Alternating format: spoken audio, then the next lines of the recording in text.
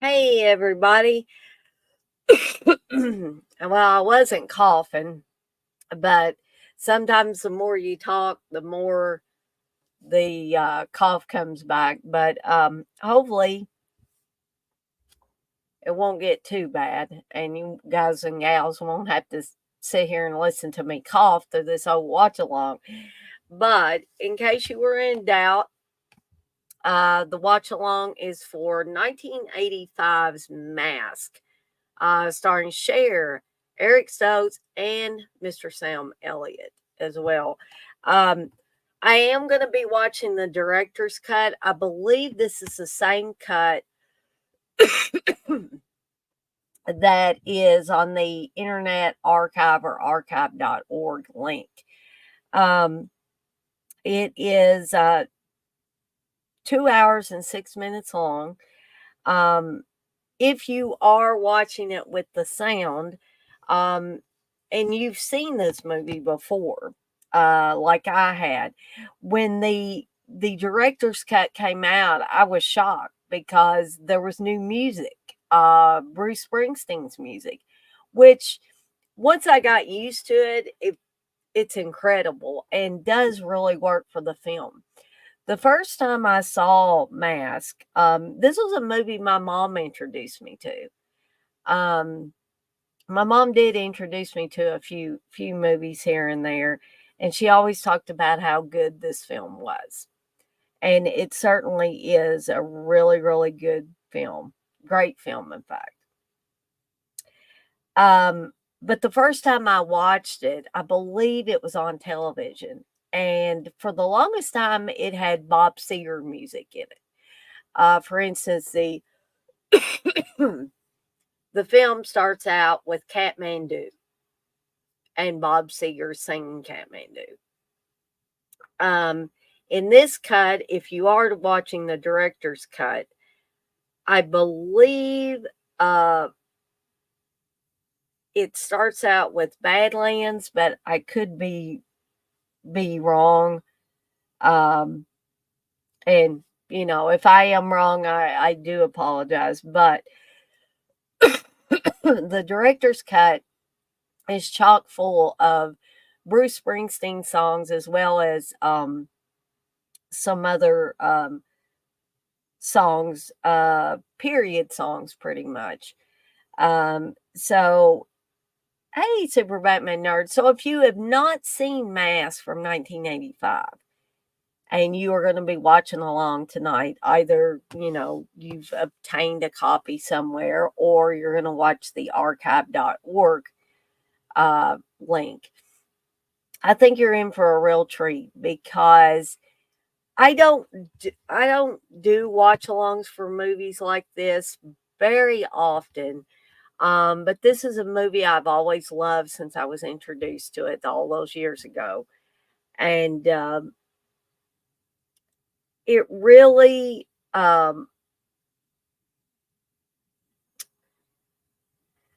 made me think about, what you should be thankful for and what you should be grateful for. And I'm not trying to um, hit anybody over the head with any kind of philosophical BS or anything like that. I'm just saying, um, I didn't make fun of people that were different, but this gave me a better understanding that just because somebody looks different on the outside doesn't mean they're not exactly or similar to you or another person on the inside. Some of the most good hearted people that give you your right arm if you ask for it um, may look different, unique, in fact, on the outside. But I think what this movie shows us is we got to learn to look past that. And I'm not just talking about facial deformities. I'm talking about, handicaps or someone that is overweight or something like that. That doesn't mean that you can't be friends with them. But I'm not going to get, like I said, I'm not going to get too philosophical into all the ins and outs of this. Um, but I hope you guys and gals enjoy this tonight. Jay may join me at some point. I told him I could only find a copy of this through archive.org. So I told him what he could do if he was using his laptop, for instance, for the watch along. He could have StreamYard open on one tab. He could have the archive.org link open on another tab for the movie. Because Jay can't really see what y'all are, posting in the chat anyway. And he doesn't know about it unless I read it off or something like that. So he could very well leave it on, leave the StreamYard tab open, be watching the movie as we go along. And I was hoping that it would have subtitles on it, but this particular movie does not have subtitles on the archive.org link. So what I was going to tell Jay is he could have the sound up a little bit. But because there are many songs in this, recognizable songs, I should say, not just Bruce Springsteen's music, but other people's music as well, that I don't think I'd get a copyright strike, but I might get a copyright claim. And it might be one of those things where they say you can't monetize this video, which is really not a big deal, but I just don't want them to become suspicious of my videos and be like, well, this girl is, playing copyrighted music and stuff like that on a lot of her videos. And I just don't want them kind of honing in on me, so to speak. So we'll just be cognizant of that. Now, you guys and gals that are not going to be live on the stream with me, you can play that damn audio as loud as you want. So, so we'll go ahead and get started here in just a second. I'll give everybody a minute or two that is going to be watching along. Either you have your own copy or you're using the archive.org link, which I have posted in the chat. If anybody comes in later, needs a timestamp, I'll be glad to give that to you. Also, if anybody decides they want to come on live on the stream a little bit later, I will be glad to briefly post the link in the chat for you. So, I am queued up on my Blu-ray. 18 seconds in, the Universal and MCA company is showing up on the screen right now. And it is, the letters and everything have just come on there. So I'll give everybody a minute or two that's going to be watching along tonight to get queued up on your respective copies. And then we'll go ahead and get started with this watch along. And hopefully the coughing will calm down for me. I tell you, early this morning, though, it was driving me crazy. I coughed so much that my back and everything was hurting. So I ended up having to take some ibuprofen for that. And of course, I didn't want to wait any longer to get my Christmas tree up. Or get it decorated. Actually, me and Steve put the tree together yesterday, but I just didn't feel up to decorating it. So I decorated pretty much everything today, except I didn't get the stockings up and a couple of my light up decorations I didn't get plugged in, set up, but that'll be small potatoes. And, I've got to do some aggressive Christmas shopping here. I may even do it tonight after the watch along's over. And so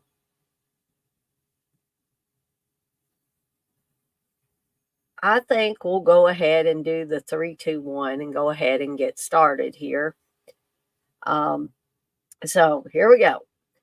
3, 2, 1. Press play.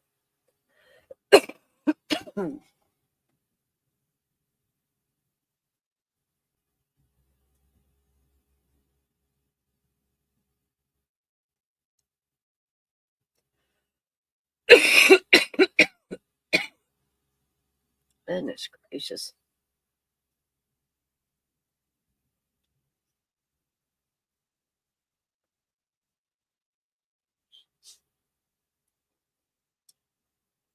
So I believe this is supposed to take place in California.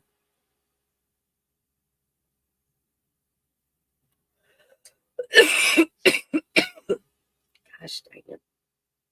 I was hoping I could keep this cough at bay. Laura Dern is also in this. A very young Laura Dern. Ben Piazza, Lawrence Monason, Kelly Minter. You're going to even see Andrew Robinson as well. Guys and gals, I knew this was going to happen. I'm going to go get a cough drop real quick.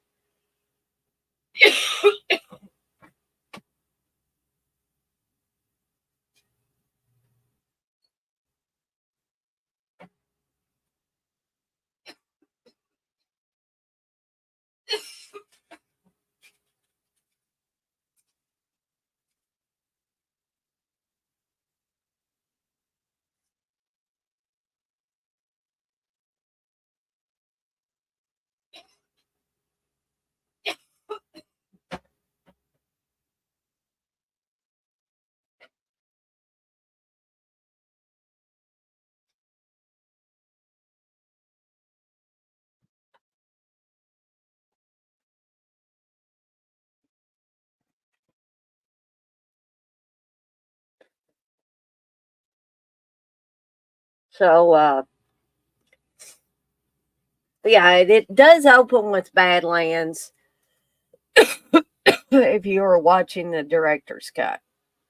Like I said, when I originally watched this movie, it opened with Bob Seger singing Kathmandu. Now, if you watch the Rusty Dennis interview, or Rusty Mason, I think may have been her maiden name, maybe. Have you watched the old interview with her? She says that her son, Rocky, didn't even know who Bob Seger was. Bruce Springsteen was the singer that he liked. So this is more appropriate. And I think you can see a poster of Bruce Springsteen on the wall there too, as well. And we're seeing Mr. Eric Stoltz here, who plays Rocky. And, Rocky, other than looking unique like he does, is your regular teenager.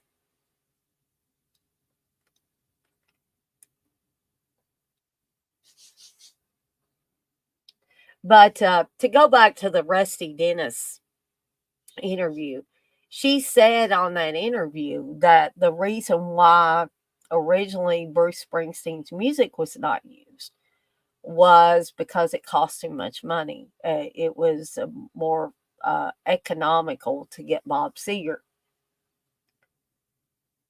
And here we're seeing Cher playing Rusty. I think Cher does an amazing job in this film.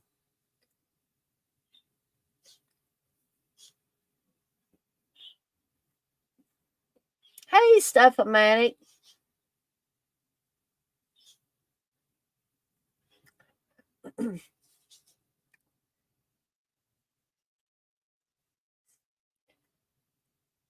So we're seeing that Rusty evidently, I mean, she hangs out with bikers, and she has many suitors evidently, and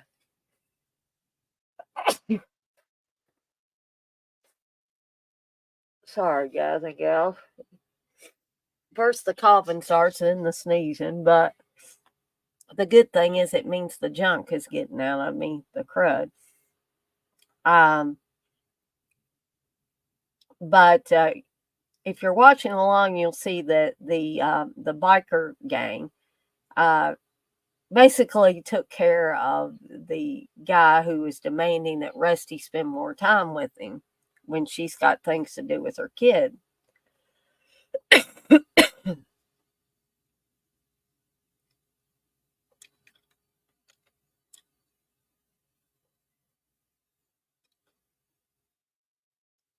So we see that this is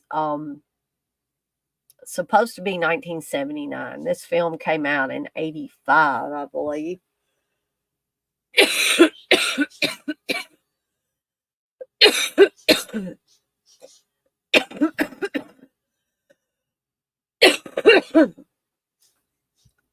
And you can clearly see that Rusty has been through this many, many times before with getting Rocky registered for different schools. So she's trying to get him registered for the ninth grade. And Ben Piazza is playing the principal, and I guess he's assuming, based on the Rocky's appearance, that he is a special needs teenager. And he's telling her basically, he needs, there are special schools for his needs.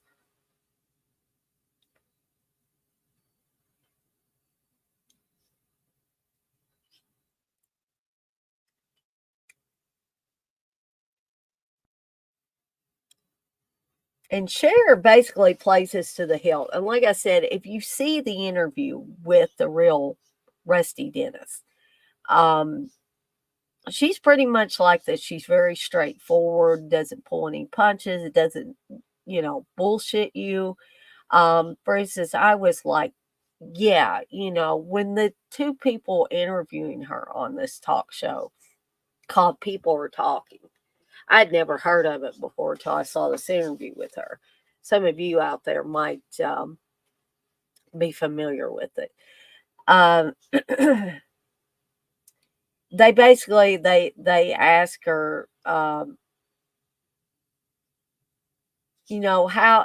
did you prepare your unique son to be around regular kids? And she said he is a regular kid. And I was like, yeah, you go, girl,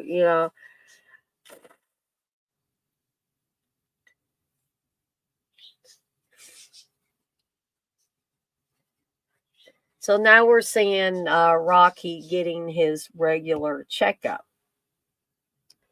And we're going to see Andrew Robinson, uh, who a lot of horror fans will remember from the Hellraiser movie. And also from the first Dirty Harry movie. He was the sniper, basically, in that. But here is Andrew Robinson. Um, and he's asking all these questions, and he's a new doctor, and the other people at this clinic are used to Rocky. They know, they've come to know and like him very much. But this new doctor, played by Andrew Robinson, is all business.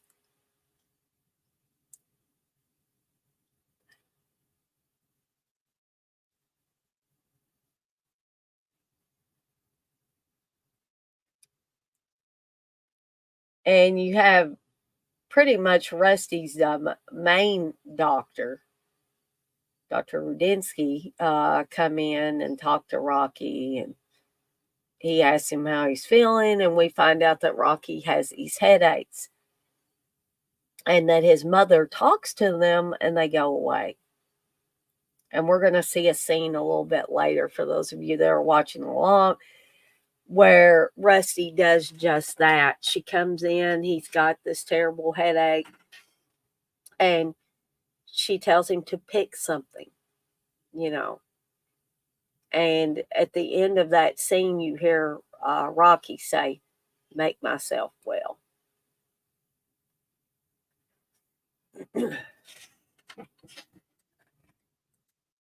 So, not only is Rusty a biker chick, basically, um, she does use drugs. And this was something else that kind of irked me that they asked her about the real Rusty on the talk show. They said, "Well, the movie made it look like you were on drugs all the time," and I was like, "Gee whiz, come on."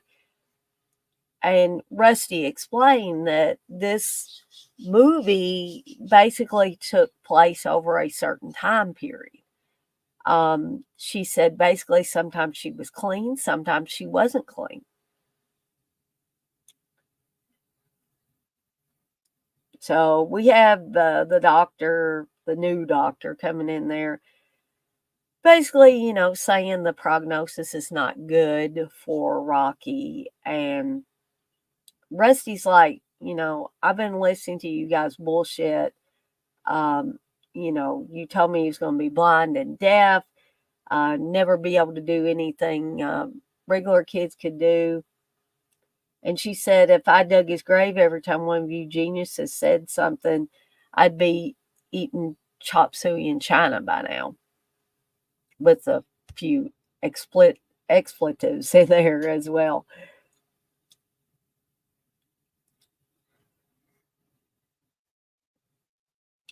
So now we're seeing more of the biker lifestyle, which, you know, I know people have certain ideas about what the biker lifestyle is. Um, but, I was always, growing up, especially before I saw this movie, was kind of scared of bikers because bikers always get a bad rap. But these people portrayed in the movie, basically, it's just like regular people. So we're getting the introduction to Lawrence Monason here, who plays Rocky's friend Ben. Super Batman Nerd, you say I like Andrew Robinson's The Military Barber and Child's Play 3. Oh, I forgot about that, Super Batman Nerd.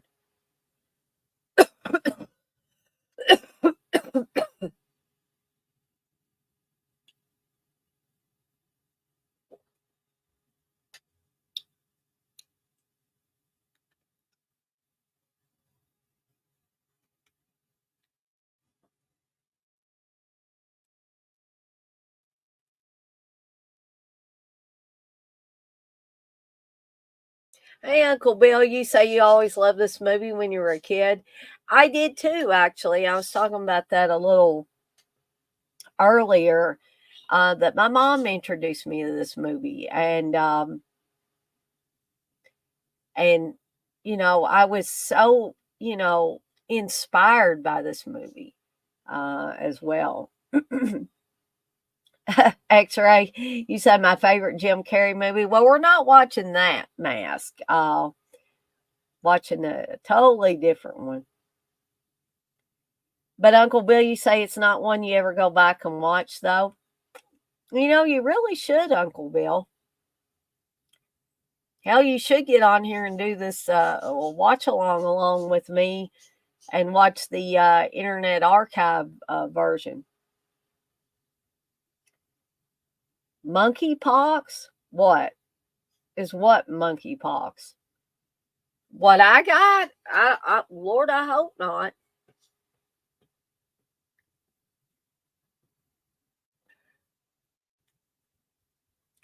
I think I just got a viral infection. More like Steve Pox. Yeah, Super Batman Nerd. I believe I did catch it from Steve.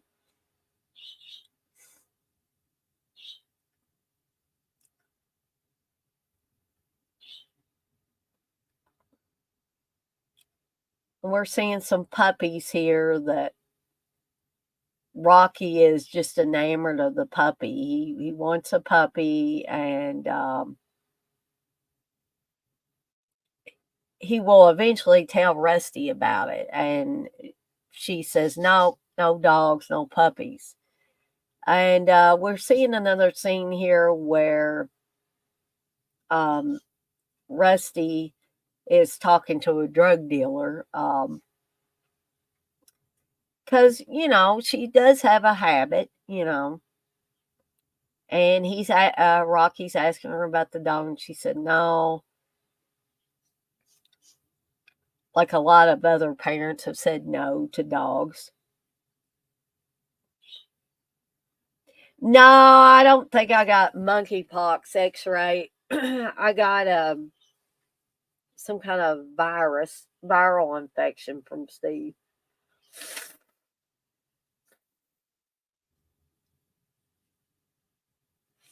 So now we're getting the introduction to Sam Elliott.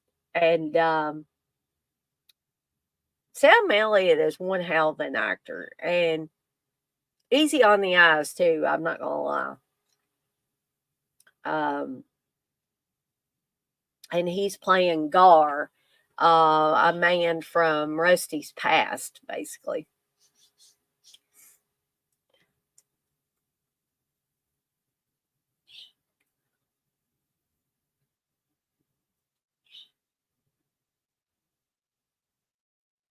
That's right, X-Ray. Sam Elliott was giving ladies mustache rides for decades.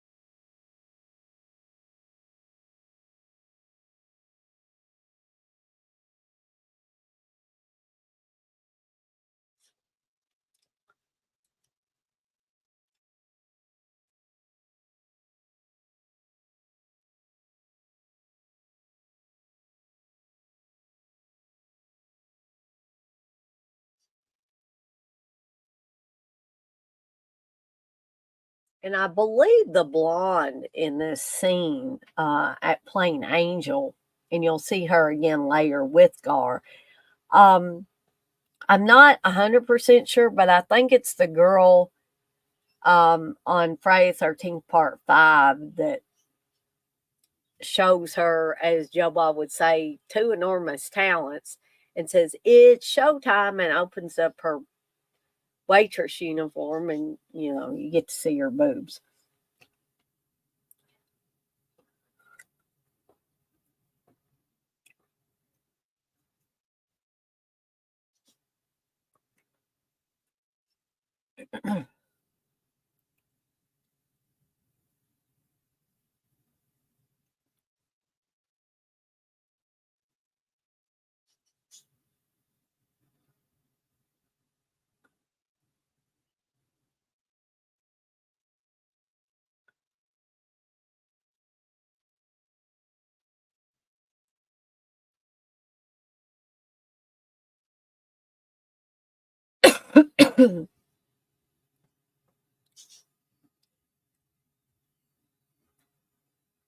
So again, we're seeing, scenes of Rocky doing typical teenage boy things.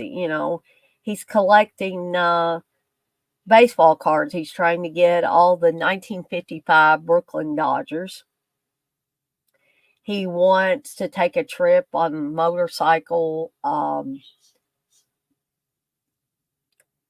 to a lot of different places, and he's planning on riding with his friend Ben. And he's just, he's getting in bed here, and his friend Bulldozer, they call him Bulldozer or Dozer. He doesn't talk a lot, but evidently he's a sweet guy with a heart. He got one of the puppies for Rocky. and basically snuck in the house and hid it under his bed.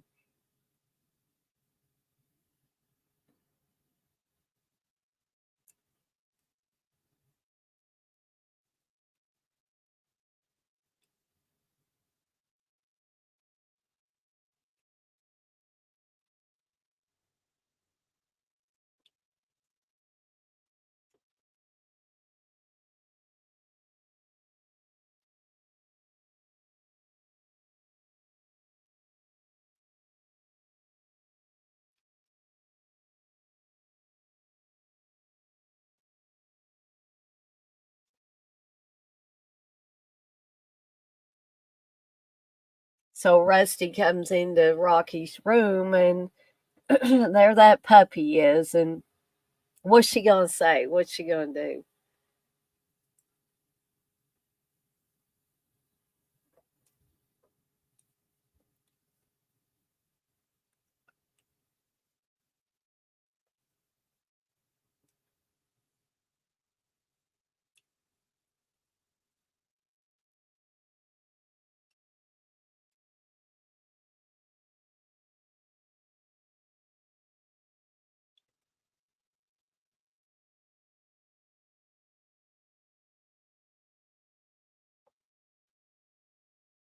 So we're seeing Rocky. He's just gotten up. It's gonna be his first day of school. And understandably, he's nervous.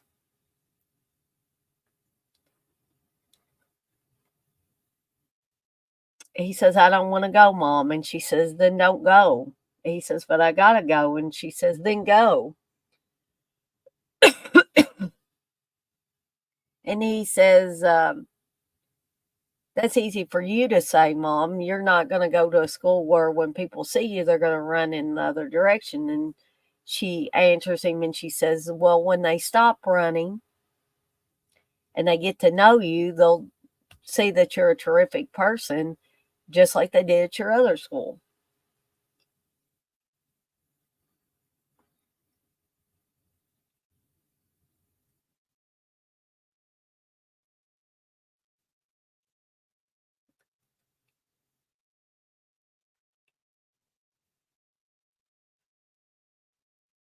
So Dozer is going to, take Rocky to school on the motorcycle.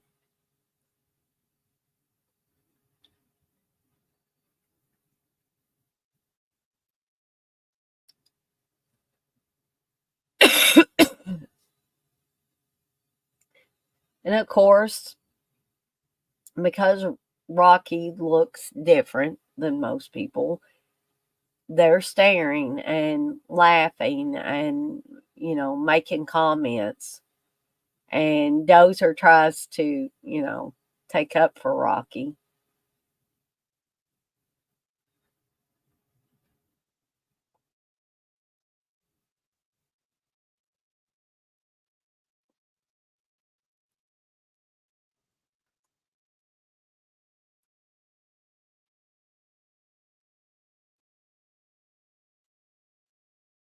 And Rocky's going into his homeroom. And you can see that his teacher smiles at him, but you can tell she's worried.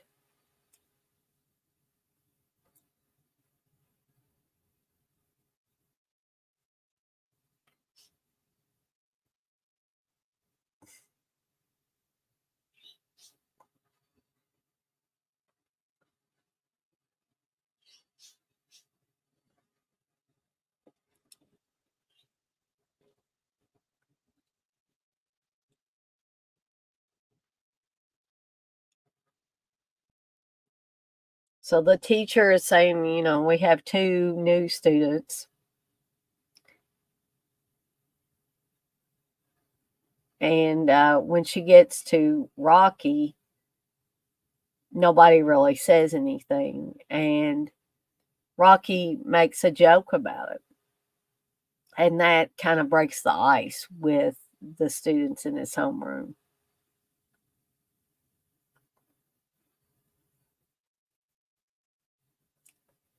We're going to see that Rocky is also very smart. He's very intelligent. There's absolutely nothing wrong with his mental capacities. Because in the office, the school office, they're giving him his locker number, his combination. The lady that's giving him this looks up and says, "You're not writing this down." He's like, "I don't need to."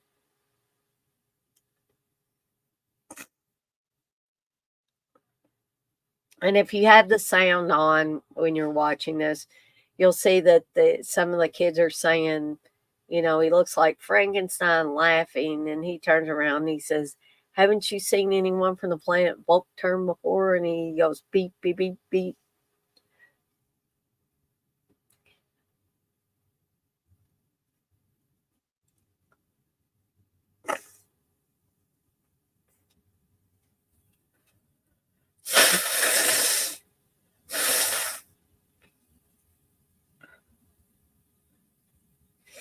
So not only does Rocky remember his locker number and combination, he also remembers a fellow student's. Um, and he's able to help him get his locker open.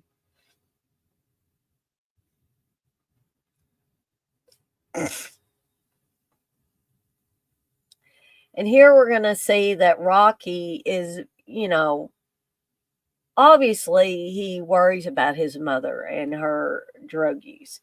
So he gets a bunch of drug abuse prevention pamphlets and takes them home. Now it's Halloween. We see that Rocky and Ben have been out trick or treating with a couple of kids that they were essentially babysitting.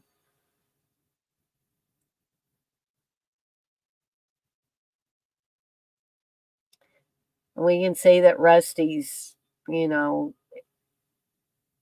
taking some more drugs.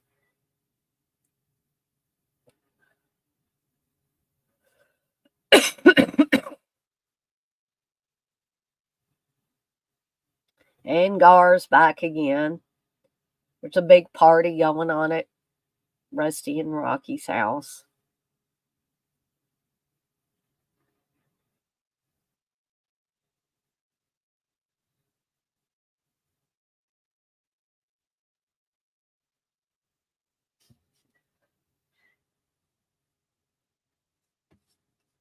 And Gar has brought Rocky a new map. And we saw the beginning shot, he had a smaller map where he was kind of plotting out the trip he and Ben are planning to take. So now he's got this bigger, more elaborate map. And you can see that the boys are saving money for their trip as well.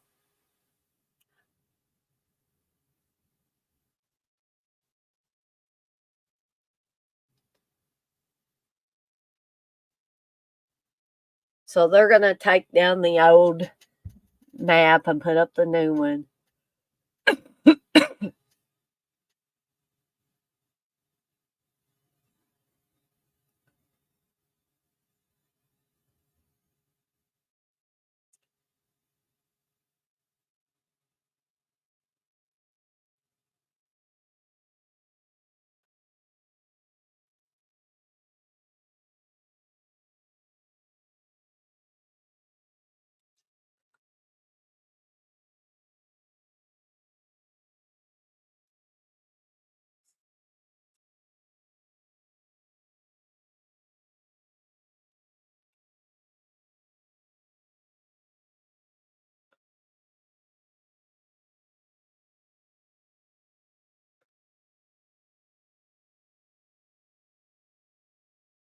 And Rusty says that jacket of yours is the only thing that's ever going to be on my bed again.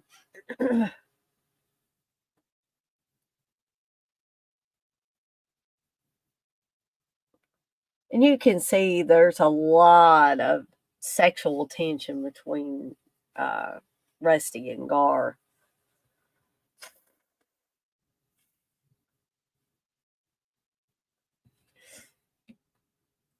Regardless of the fact that he's with another woman at the party. So we're back in the classroom again, and I was wrong when I told Jay that I didn't think there was even a reference to Christmas in this movie. However, there is. Because if you're watching along, you'll see that in the classroom there's a small Christmas tree. There are Christmas decorations throughout the room. And Rocky is telling everyone in the class how the Trojan War started. And he's able to tell it in such a way that it's entertaining and helps the kids learn. Hey, Blissful.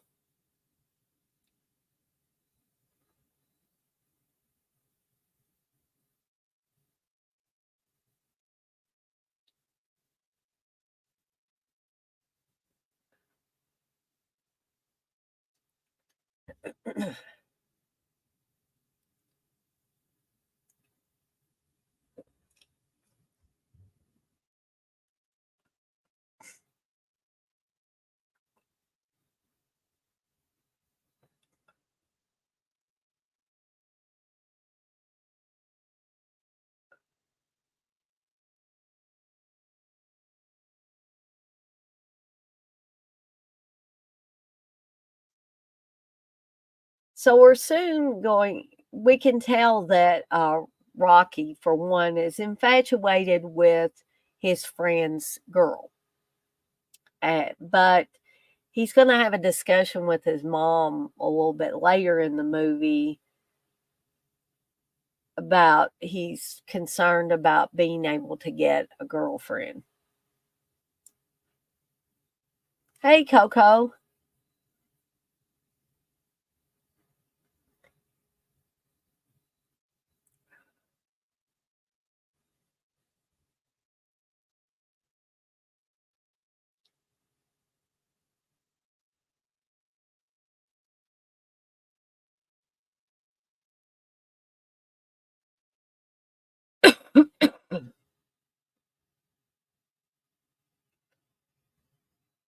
Okay, so this is going to be a very intense scene here between Rocky and Rusty because he's got he's got a poem that he made an A on, and he really wants to read it to his mom, and she's acting like she's kind of giving him the cold shoulder, but she tells him to go ahead and read it, and he's like, "Are you going out again?" And she said, "Yeah." Um, but she tells him to go ahead and start the poem. But again, she's acting very cold towards him in a way that she hasn't acted so far in the movie.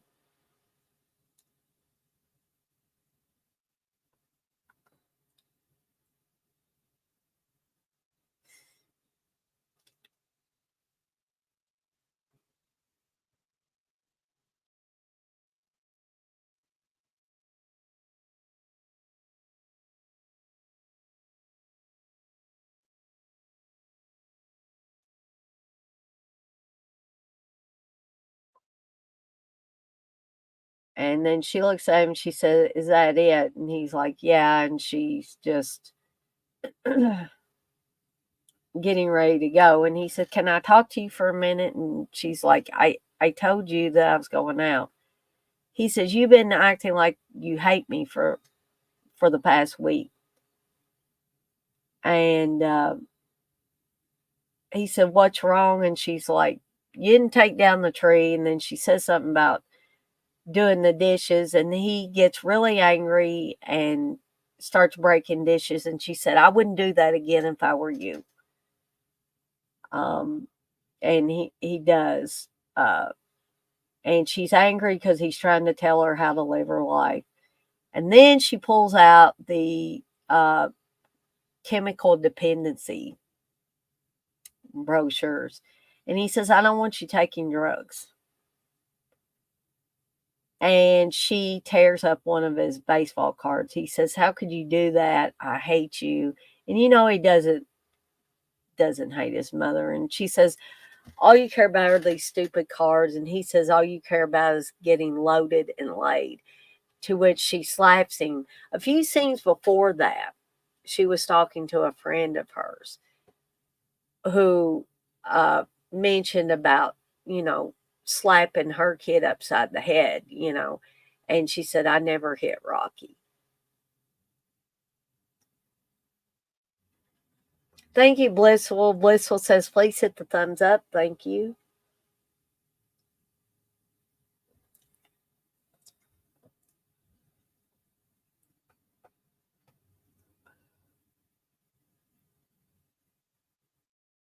So now, if you're listening to the audio for the movie, we're listening to Thunder Road, I believe. So now Rusty's back home with another man.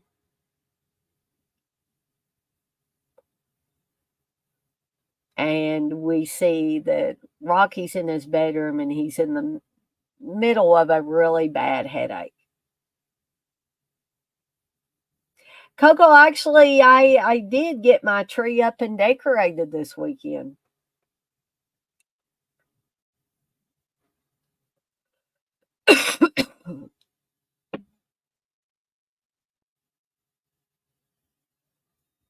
So we're going to actually see Rusty help Rocky get rid of this headache by, you know, going through the process of telling him to pick something. And he says, I can't think because it hurts too much. And she said, don't think, just pick something. To which he starts talking about a trip with Ben, going on a boat.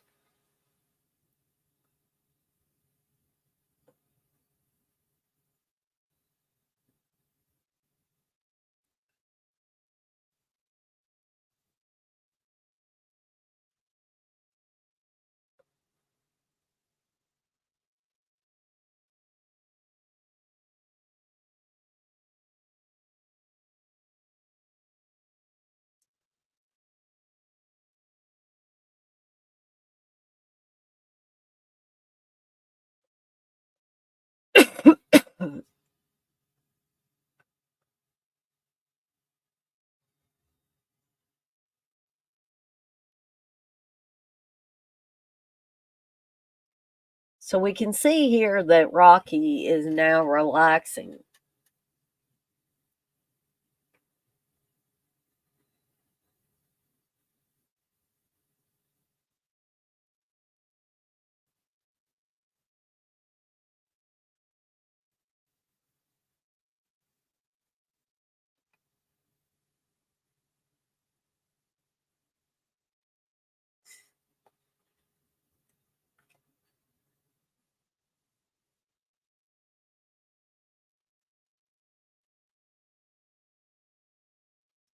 And she says, now what are you going to do? He says, make myself well.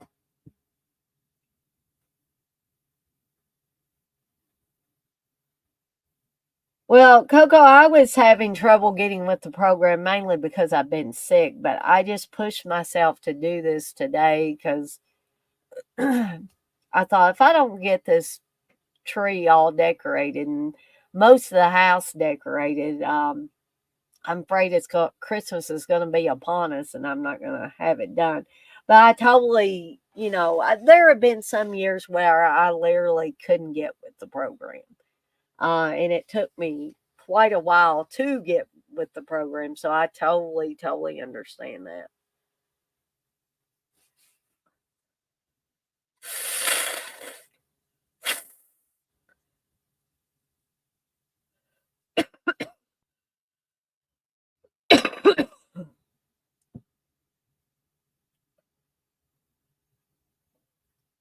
So now this is going to be a really good scene. And I think it plays out really well between Rusty and Rocky. And I think Cher and Eric Stoltz do a amazing job here. I mean, I can really believe that, you know, he's her son.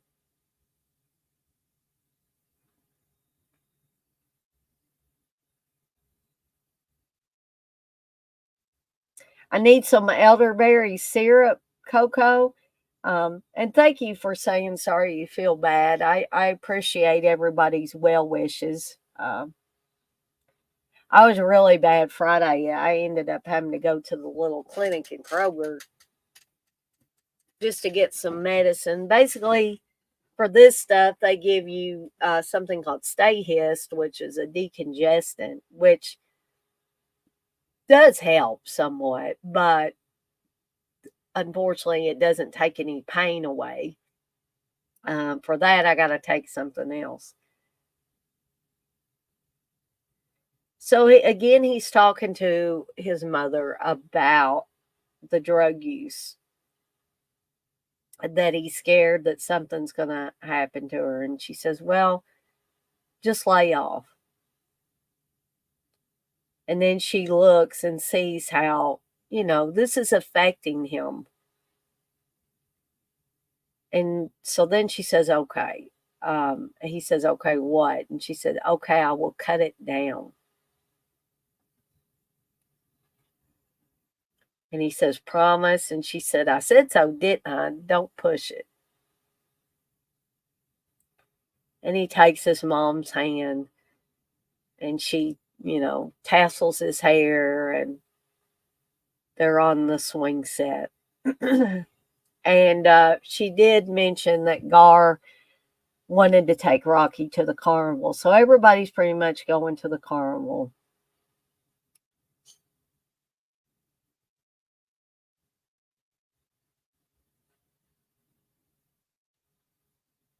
And again, Rusty sees her drug dealer is also at the carnival. And Dozer won Rusty an ashtray.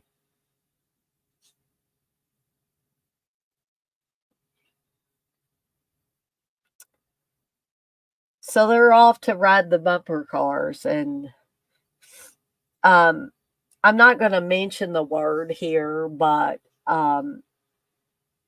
because I'm afraid that people will take it totally out of context and I don't want to get banned from YouTube. But it's basically the R word. The guy taking their tickets for the bumper cars um, thinks that there's a mental disability going on with Rocky because he looks different. And Gar basically, uh, says, I'm not responsible for what happens to you. And he says, take the tickets.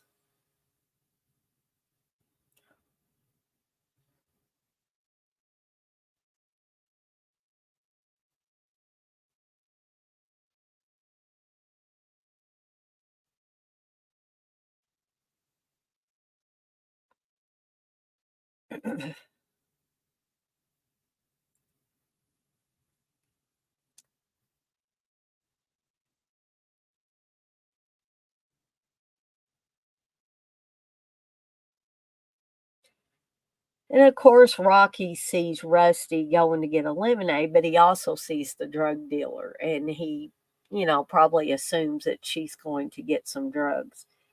And she says, I promise, she tells the drug dealer, I promised my kid.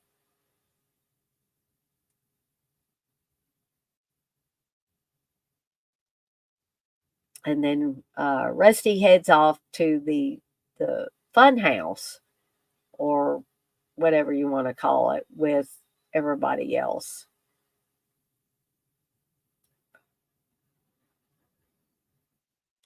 And there's going to be a really touching moment here where um, Rocky is going to be in, those mirrors that make, you know, if you've got a normal face or, just a regular face, you know, I don't want to offend anybody, but a regular face, basically these mirrors will make you look all strange. But when Rocky does it, he basically looks normal.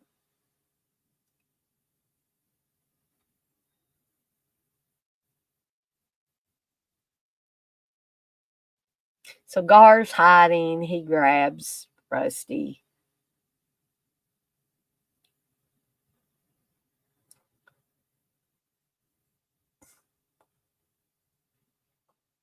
And then he kisses her. Which, if you've been watching this movie thus far, you were waiting for that. So here we are at the mirror scene. Now, some of the mirrors, Rocky looks exactly the same. Maybe it's a little wavy or whatever.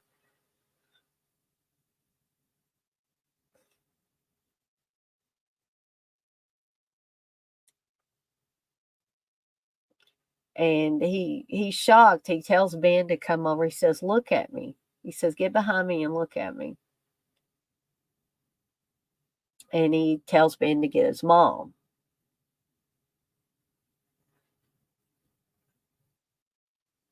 And I would imagine what they did there is took most of the makeup off of Eric Stoltz at that point. And so Rusty sees.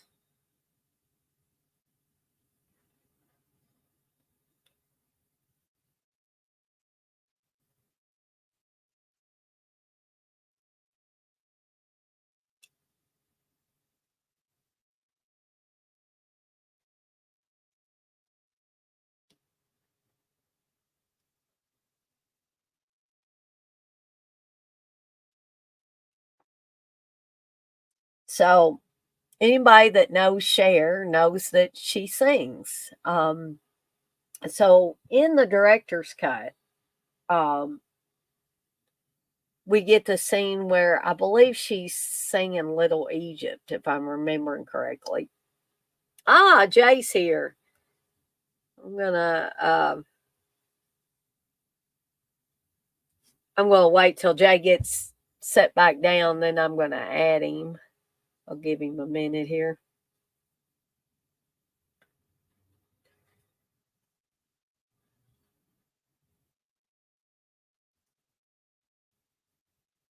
Coco, you say there's a YouTube channel called Soft White Underbelly, and it interviews all kinds of people with struggles. Anywho, there's one with a guy who was shot at point blank range in the face while just sitting.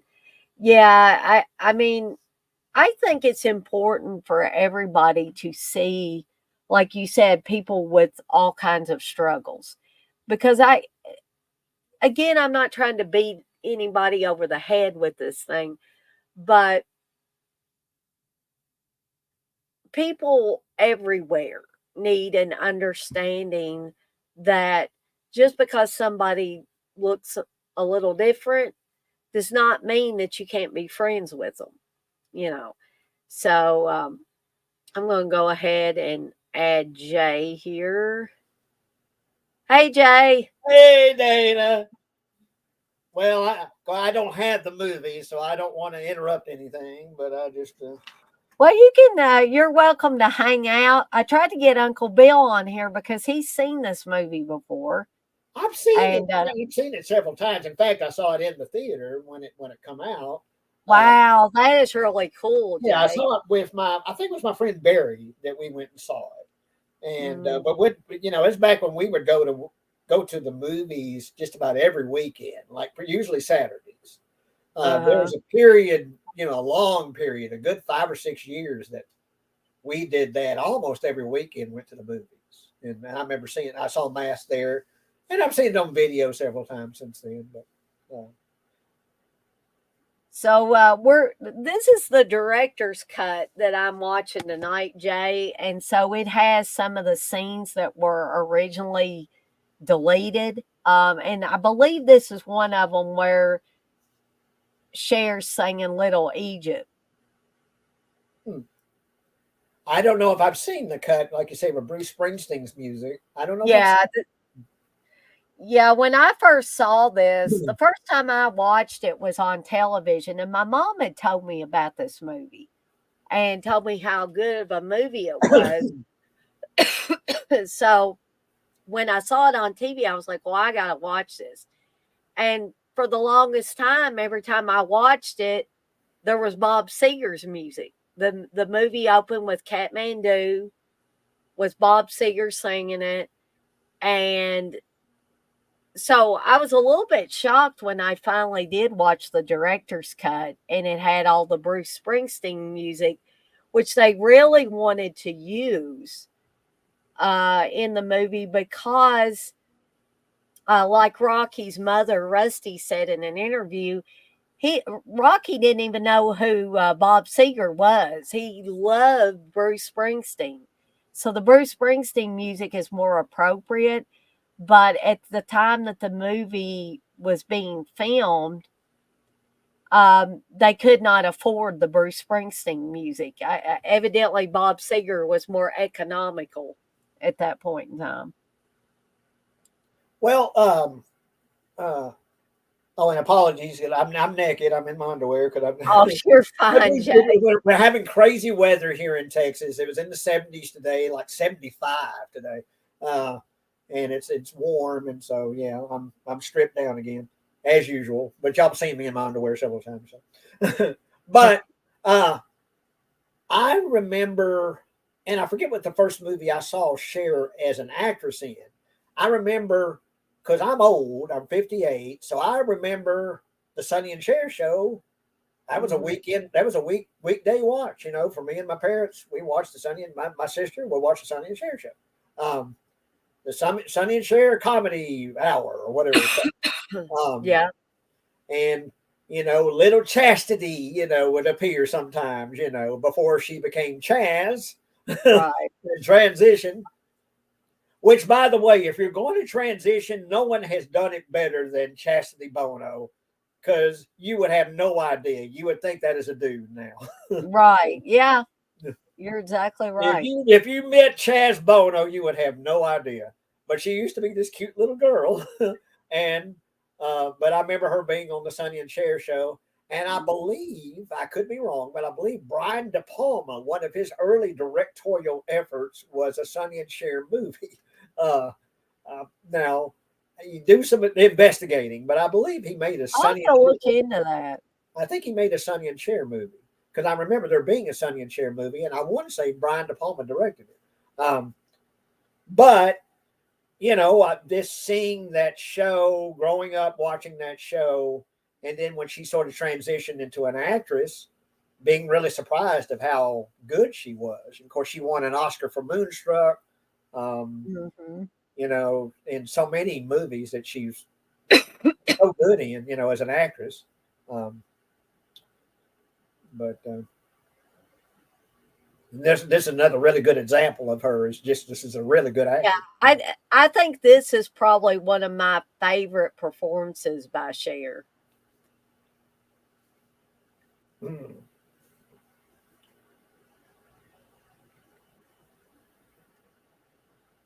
So this is the part where Rocky is asking Rusty. He says, "If Mom, if you were a girl, what would you think of me?" Because he's starting to be real self conscious. He's at the age where guys want a girlfriend, and he says, "Don't you understand anything, Mom? It's girls."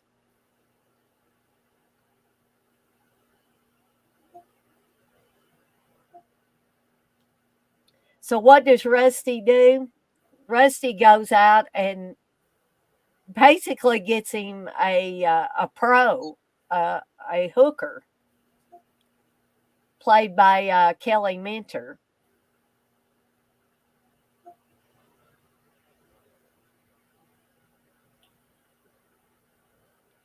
and she basically steals the money from Gar to pay for the hooker.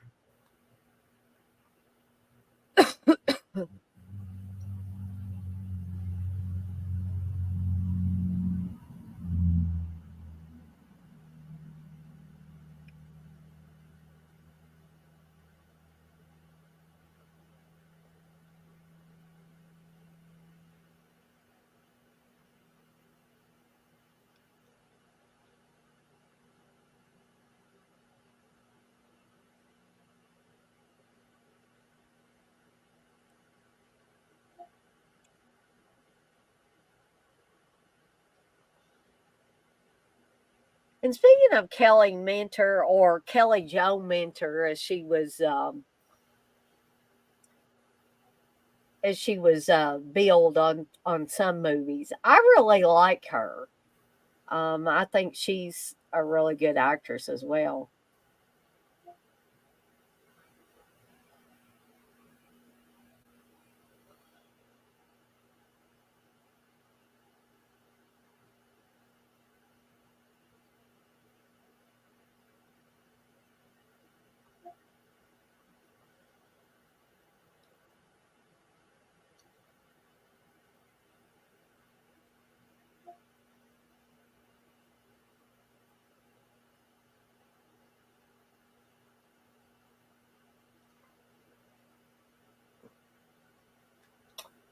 No, no. William Friedkin directed it. Ah, okay. Yeah, no, not Brian De Palma. William Friedkin directed the Sonny and Cher movie. Well, at least Jay double checks his facts. Well, no, and look that up. But yeah, William Friedkin. That's one of his early directorial efforts. Was a Sonny and Cher movie. I wonder if So he slapped. I wonder if he slapped anybody or well, to get a good I don't kind of know. Like, there. you're not giving me the right reaction. Damn. Yeah, would hauled off and slapped Sonny to get a good reaction from him. So the hooker, or the girl that Rusty picked up for Rocky, is now in his bedroom, and she's like, "What do you want?" And he's like, "You don't happen to have a Carl Furillo, do you?" And I'm assuming that's another player for the Dodgers in 1955, because we know he's collecting those baseball cards. We And haven't then, we haven't got to the blind girl yet, huh? not yet. Okay.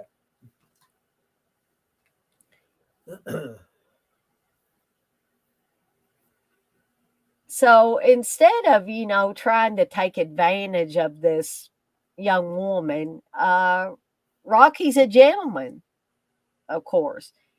Here he's got a girl in his bedroom. His mother has brought this young woman to his bedroom, and he just basically talks to her.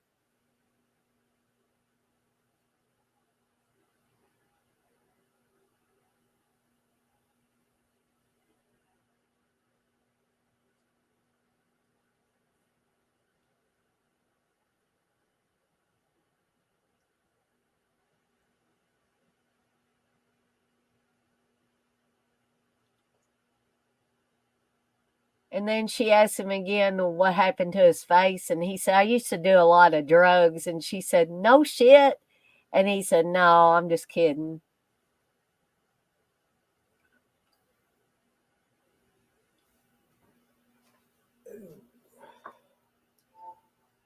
Blissful also saw this movie in the theater, Jay. So Yeah.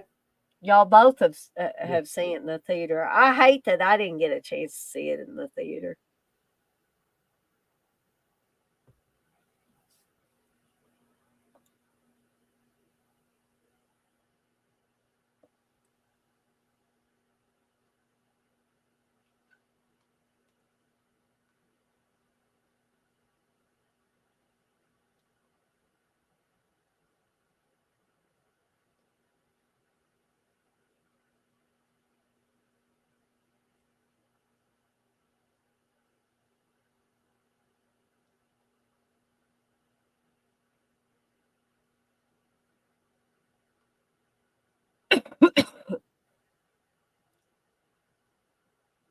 Well, I'm trying to pronounce the disorder that he's got here.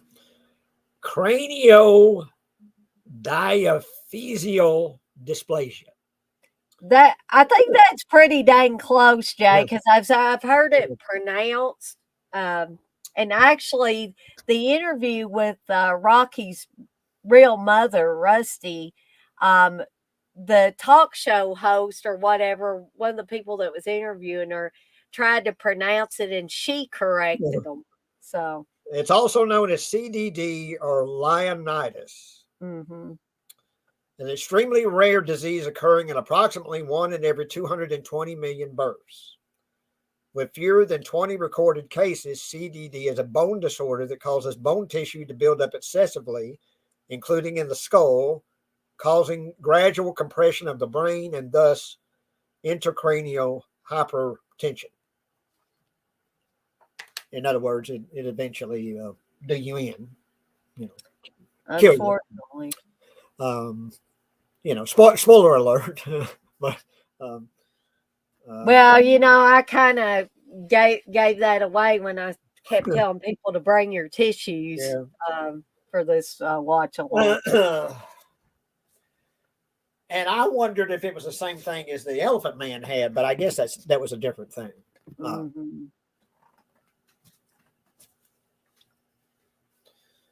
Has anybody seen the real pictures of the real Rocky Dennis? They're on the internet. Isn't there pictures of him in this actual movie at the end of it in the credits? Don't they show an actual picture of him? There may be, Jay. I'm not. I actually forget. I forget that. It may not, but it seemed like they actually show a picture of him. You know, I have seen pictures of him, and it's really accurate what they do with Yeah. Eric Stokes. It's you know.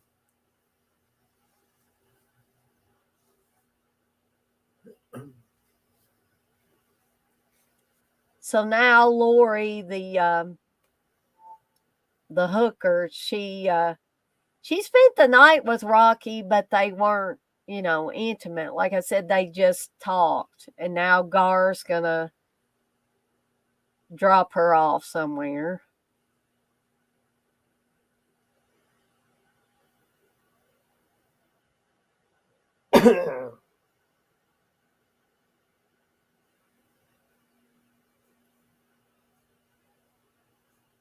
And he goes back in the house and he asks his mom, "Do I look like a freak to you?"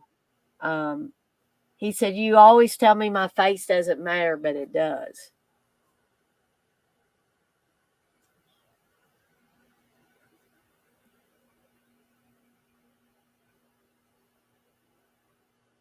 Hmm.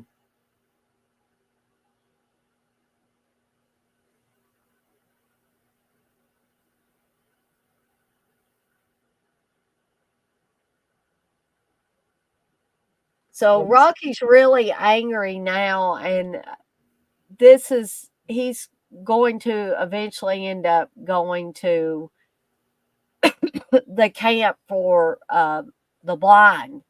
And this is where he's gonna, I guess, meet his first real girlfriend. Oh.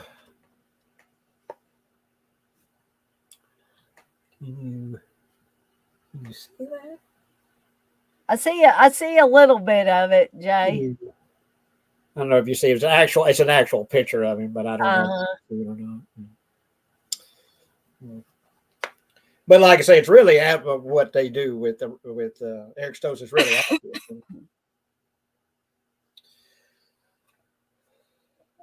Well, Super Batman Nerd, I think a lot of guys would be embarrassed if their mother paid for a hooker so they could get laid. Mm-hmm.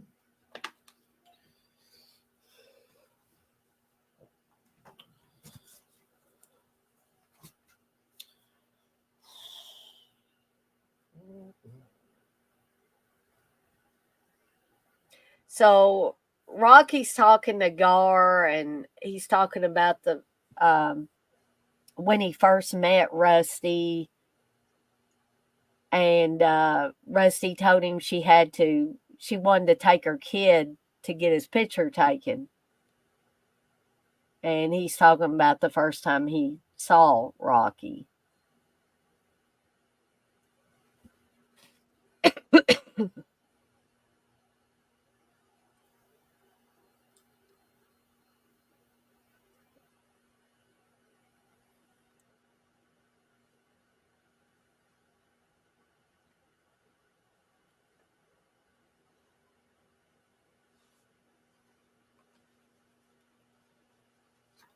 And you can tell that Gar loves Rusty because he talks about Rocky's mother. He talks about Rusty standing in line waiting for Rocky to get his picture taken. And he said, I never saw a woman look so beautiful.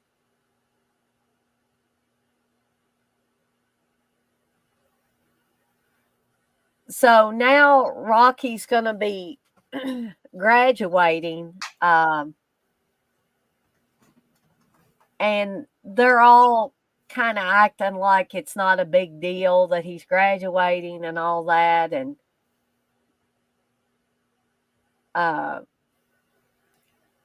so Rocky basically thinks they don't care about his graduation. And Gar says, just go get me a beer and we're going to your graduation. And we're going to, if you're watching along, you're going to see that not only is there beer in the refrigerator, but there's something for Rocky, which is a suit and tie for him to wear to his graduation. And that's what he was upset about. He was like, I have nothing, good to wear.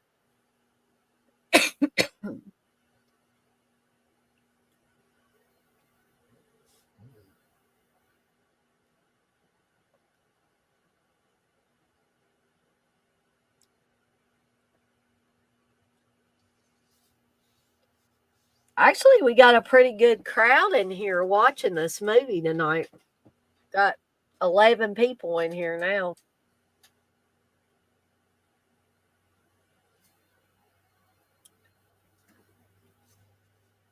So we're getting another indication of just how super intelligent Rocky is. Because we're going to see he gets all these awards, these academic awards.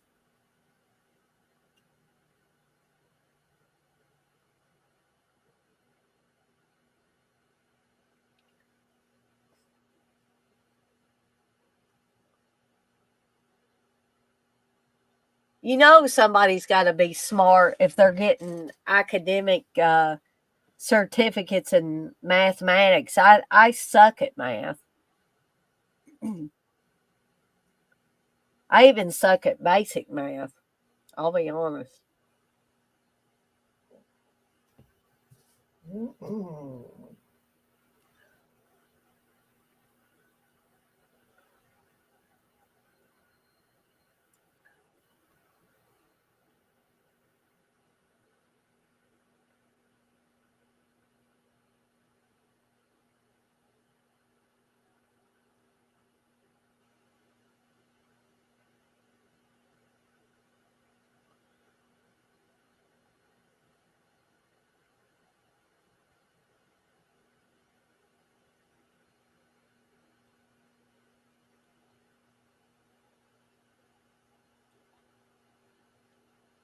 Liz, will you say you won an award in drama? You hate math. Well, I hate math too, and I think the feeling's mutual. I think math hates me as well.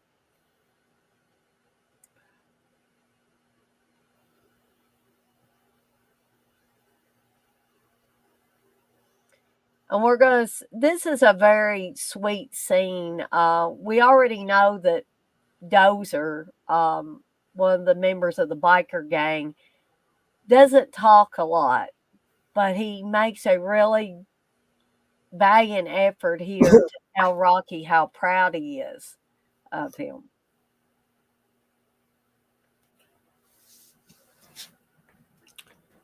Could talk a bit about the director of the movie, Peter Bogdanovich.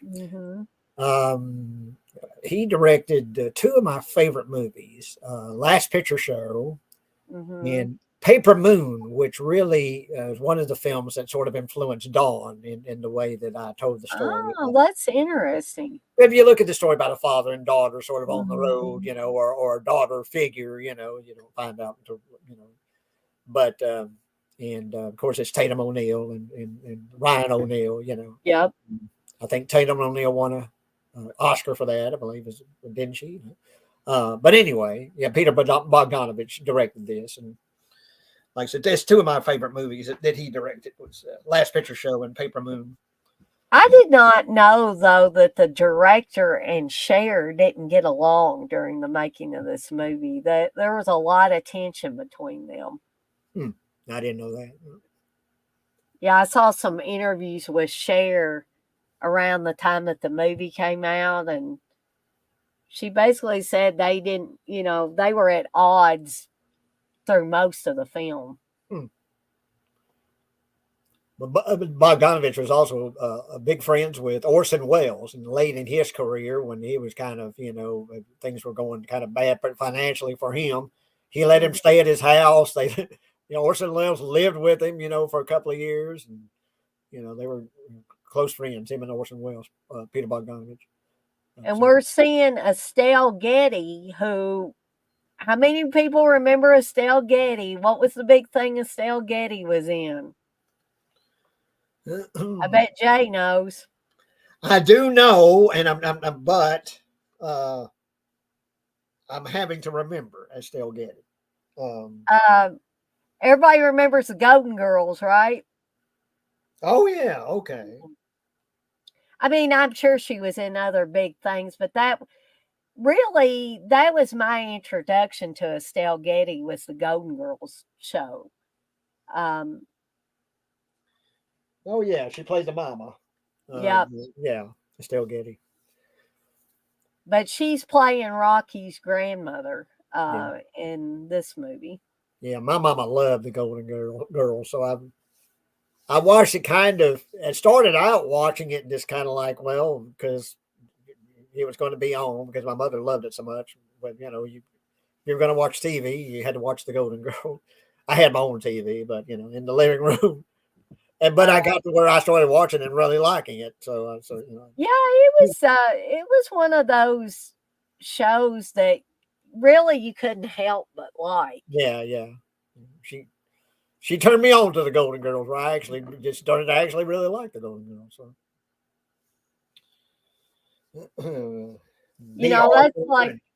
that's like stuff like the Waltons for me. At first, I used to make fun of my mom for watching the Waltons, but then as I got older, I started watching it along with her, and Yeah, it yeah. was, and of course, mom watched the Waltons when it was originally on and not Well, that's just me. I watched it when it was that one, Little House on the Prairie. I watched all those yeah. when they were on its first run. So,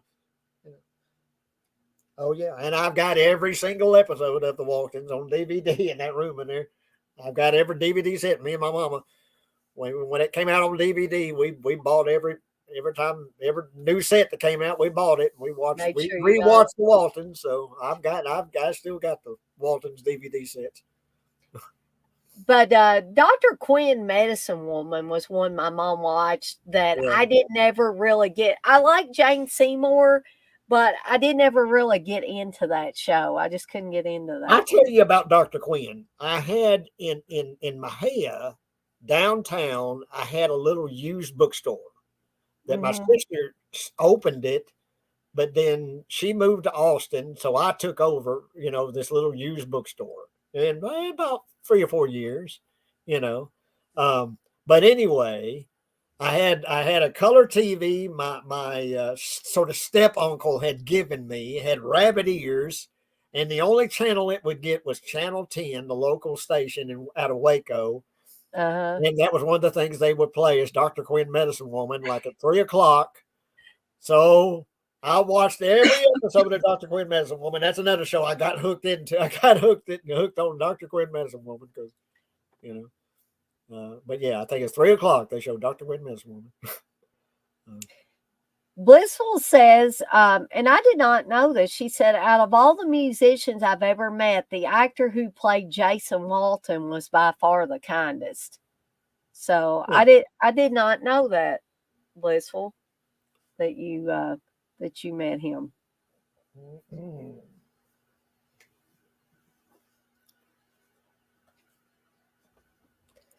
So we're seeing in the movie that there's a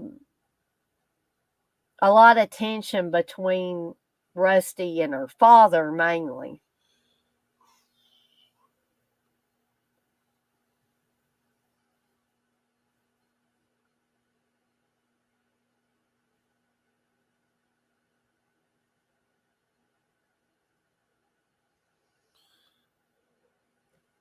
I did not know that either, Blissful. That the guy who played Jason Walton, he played guitar for Richard Marx. See, I'm just so out of the loop Uh, on stuff like that. I don't know. And of course, she's like you say, met so many people, famous people. Mhm. I could listen to Blissful tell stories about the people she's met for hours, days. Mm.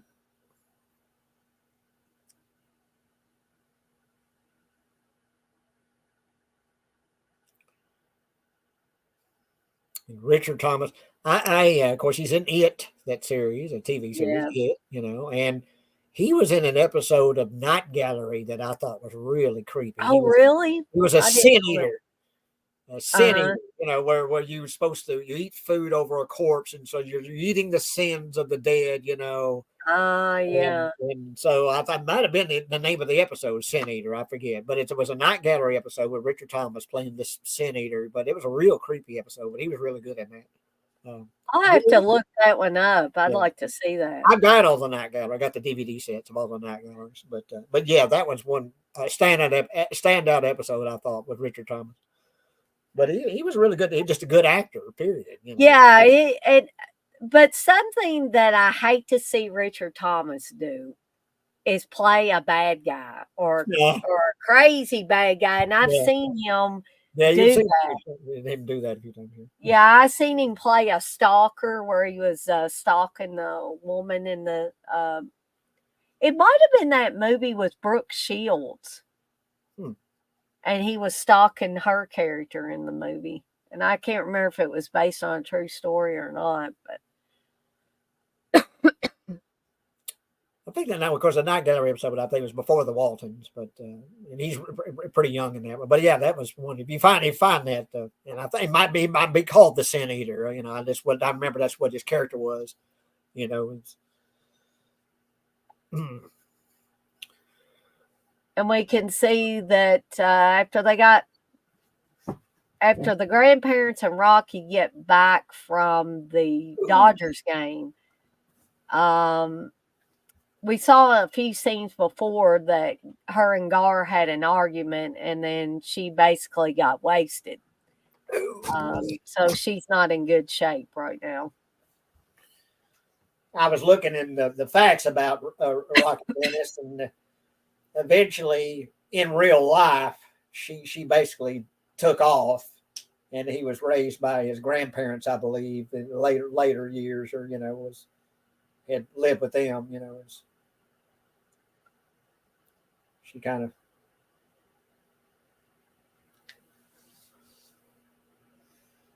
I don't know if the I forget if the movie showed the movie probably didn't show that, but No, I don't think so. It may talk about it in passing or something, but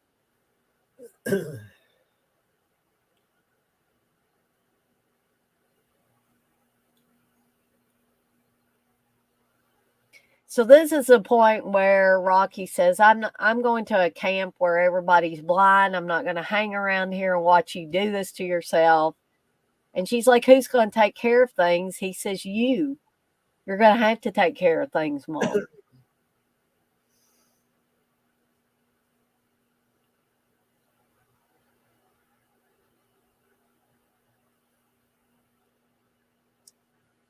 So now we're soon going to be seeing the introduction of Miss Laura Dern. Very, like I said, very young Laura Dern at this point. And in the interview I talked about with Rocky's mother, Rusty, um, someone in the audience asked her if there really was a blind girl that Rocky had a relationship with, and Rusty said, "Yeah, there was, and she was blonde, just like Laura Dern in the movie." mm-hmm.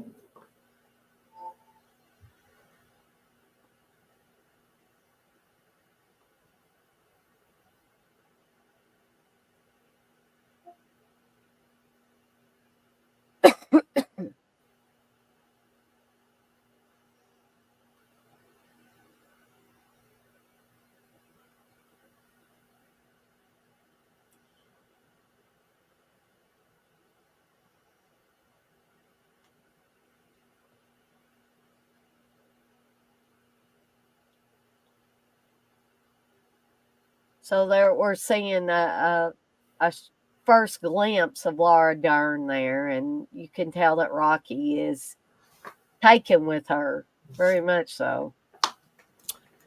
And Laura Dern's parents are Bruce Dern, another famous actor, popular Yep. actor, and Diane Ladd, who another one of my favorite movies. Alice Doesn't Live Here Anymore. Yep. Ladd, a Martin Scorsese film, which became the series Alice. Later, based on that movie, which I used to watch that. And I did too. Of course, not Kiss My original. Grits and what Flo, Chris Kiss My Grits. Yeah. And Who's, male. who's great in Gremlins, that actress. Yeah. But I know I'm deviating here, but I was talking about Oh no, that's okay. We can deviate. Yeah, but Bruce Dern and Diane Ladd, and Diane Ladd was in the movie with Laura Dern, Wild at Heart, Mm-hmm. David Lynch film, and I believe they both were nominated for Oscars for that movie at the same time. I think. I don't think either one won, but I think both were nominated. That's why I don't watch award shows anymore, though, like Oscars and stuff like that, because I get pissed off because nobody ever wins that I think should win. No, it's usually who you expect is going to win, based on the way they do things.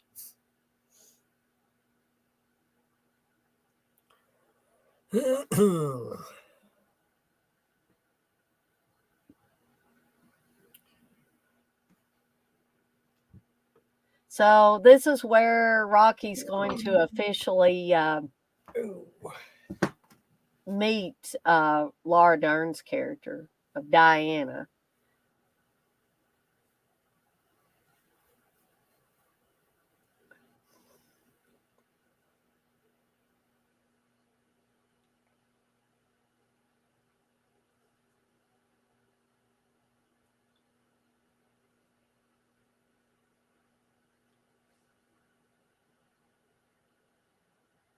I just think Laura Dern is so adorable in this movie too.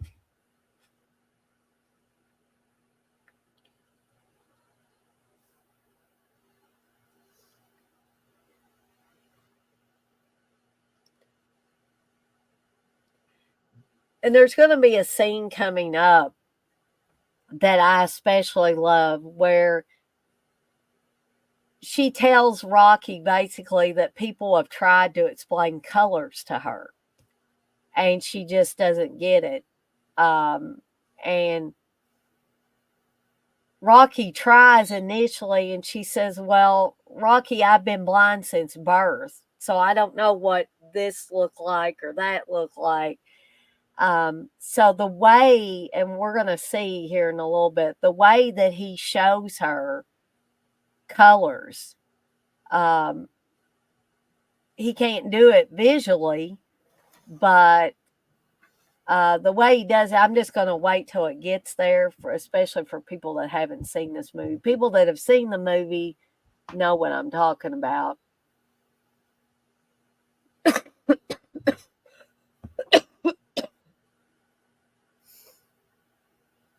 Sorry, you're still dealing with that damned old cough and just. Yeah, I was like, my body was aching so bad earlier. I had to take some ibuprofen. I found that that sort of Dayquil stuff helps for something like that. Just sort of all over, just feeling shitty and being stuffed up and body aches and stuff. I find that stuff helps me. Steve did have some of that, and he said that didn't help him much, so I ended up taking it when I got sick. But then we were out of it, so Steve said, "Well, just take some ibuprofen." I was complaining earlier that I was aching, and it took the edge off of that pain, so I'm happy about that.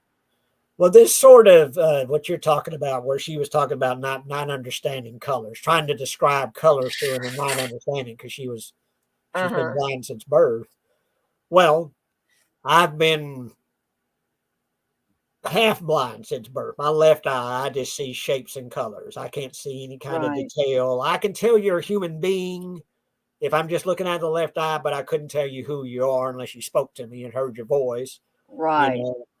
And so the concept of being able to see out of both eyes is something I've never known, and it's so much of it. So it just so people that can see, and I can't see in 3D, you know. Right. So, Yeah, you uh, mentioned that. yeah, like what it is, 3D is basically is both eyes sort of converging an image, showing you the dimensions and such, And of Right. course, you know, I can certainly grasp 3 dimensions, but technically, I don't see in 3D, because I see out of one eye. Um, Right. but I've never known it, and it's something I've explained to people, and I've had some people go, "Oh, I'm sorry." I said, "Well, don't be sorry. I've never known any different." Right. Um, Yeah, you've always been that way. yeah, So yeah. It yeah. would It ain't like I had it and then lost it. I've never had yeah, it. Yeah, that's something that I think about, people that are born blind, that's bad, but somebody that has sight for several years and then loses it, to me that would be worse. yeah. I think Uh, what was that? That was the case of Ray Charles. I think as a kid he could see, and then he slowly uh, lost his sight. Um, right. you know, so to go to be able to see and then to lose it, I can imagine.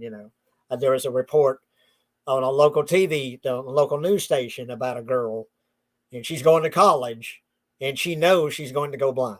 She's got a disorder, and she's slowly losing her sight.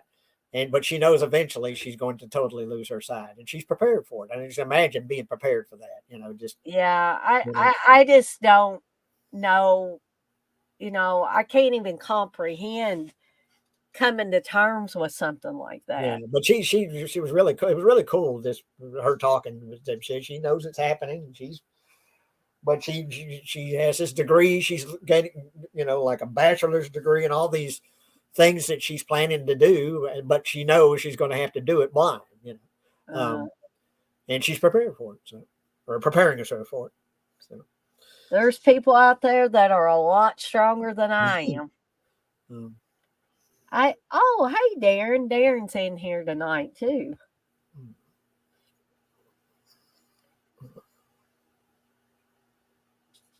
So we just had the scene where he was trying to explain colors to her, and she's like, Rocky, people have tried to explain colors to me. It just doesn't work. Um,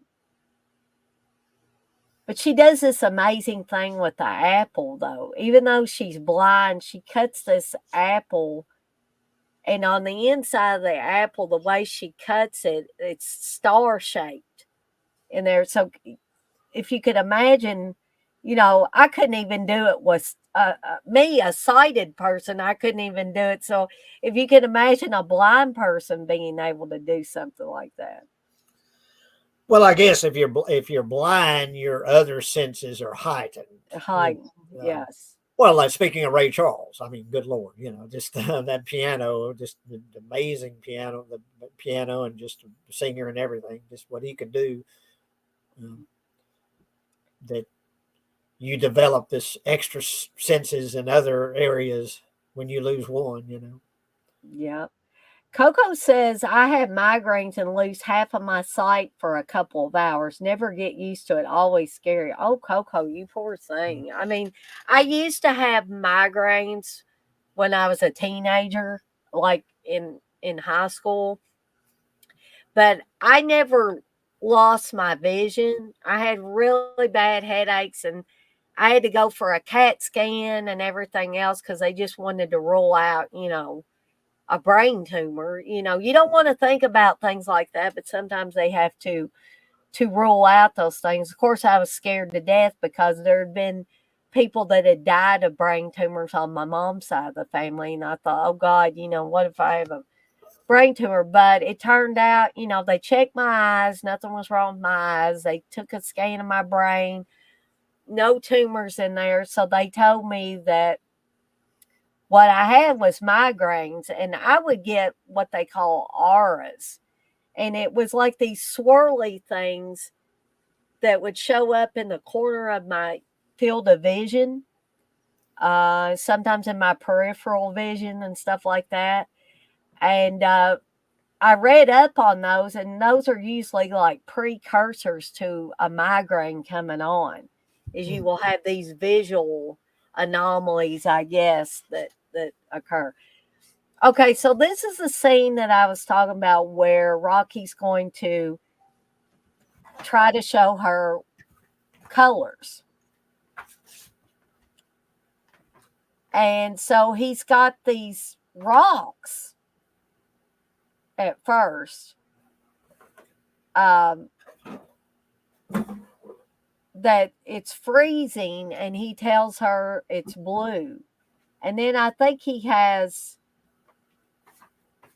maybe some kind of vegetable, and he tells her it's green, and she says, I understand now.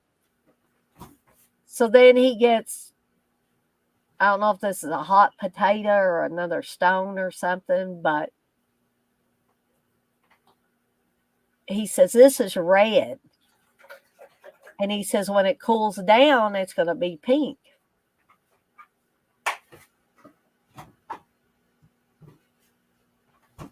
And then he gives her some cotton. He says that's billowy.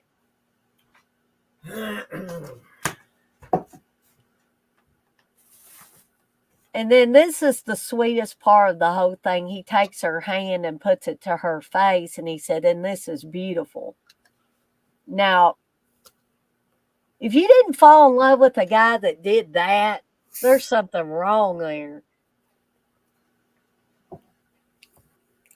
You ever had almond milk? Yeah, I have. It's been a while, Jay. I like it. That's the first time I ever tried that. I was at the store the other day, and I thought, what the hell? I'll buy a half gallon of almond milk. Yeah, it's all right.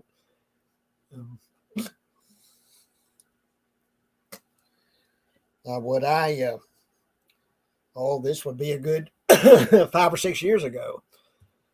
I was getting dizzy. And I would we go to the Walmart or something. I'd be there with the card, and I'd have to squat down and just clear my head. I was getting so dizzy. So eventually I went and had that damn CAT scan. And it was pretty much like The Exorcist, that damn thing. That bang, bang, bang, bang, bang, it's so loud. Yes. It's oh my God. It was just like that. And I thought, well, that was 30 years ago. They haven't improved since then. Yeah, exactly. That bang, bang, bang, bang, bang. It's just so unnerving. You would think that they would be able, in the many, many years, and I don't know, maybe somebody's had a CAT scan kind of recently. Yeah. Maybe it's been different, but it's just like that. That loud banging sound is just like, shit. You're already nervous that maybe you got a brain tumor. And you can hear that fucking sound banging in your head. And of course, that's like the end of the world or something. They got this thing that's on both sides of your neck, so you can't move your head. It they clamp you into this thing, and it's like, I don't know, it's a good half hour or more. And here's something else, even if you didn't have a brain tumor, they make you sign this paperwork. Or in my case, I was underage. They had my mom sign this paperwork that said, if this dye that we put into your daughter kills her, we're not responsible. And my mom had to sign that. Sign your life away. Mm-hmm. Anyway, the end result was I didn't find nothing. And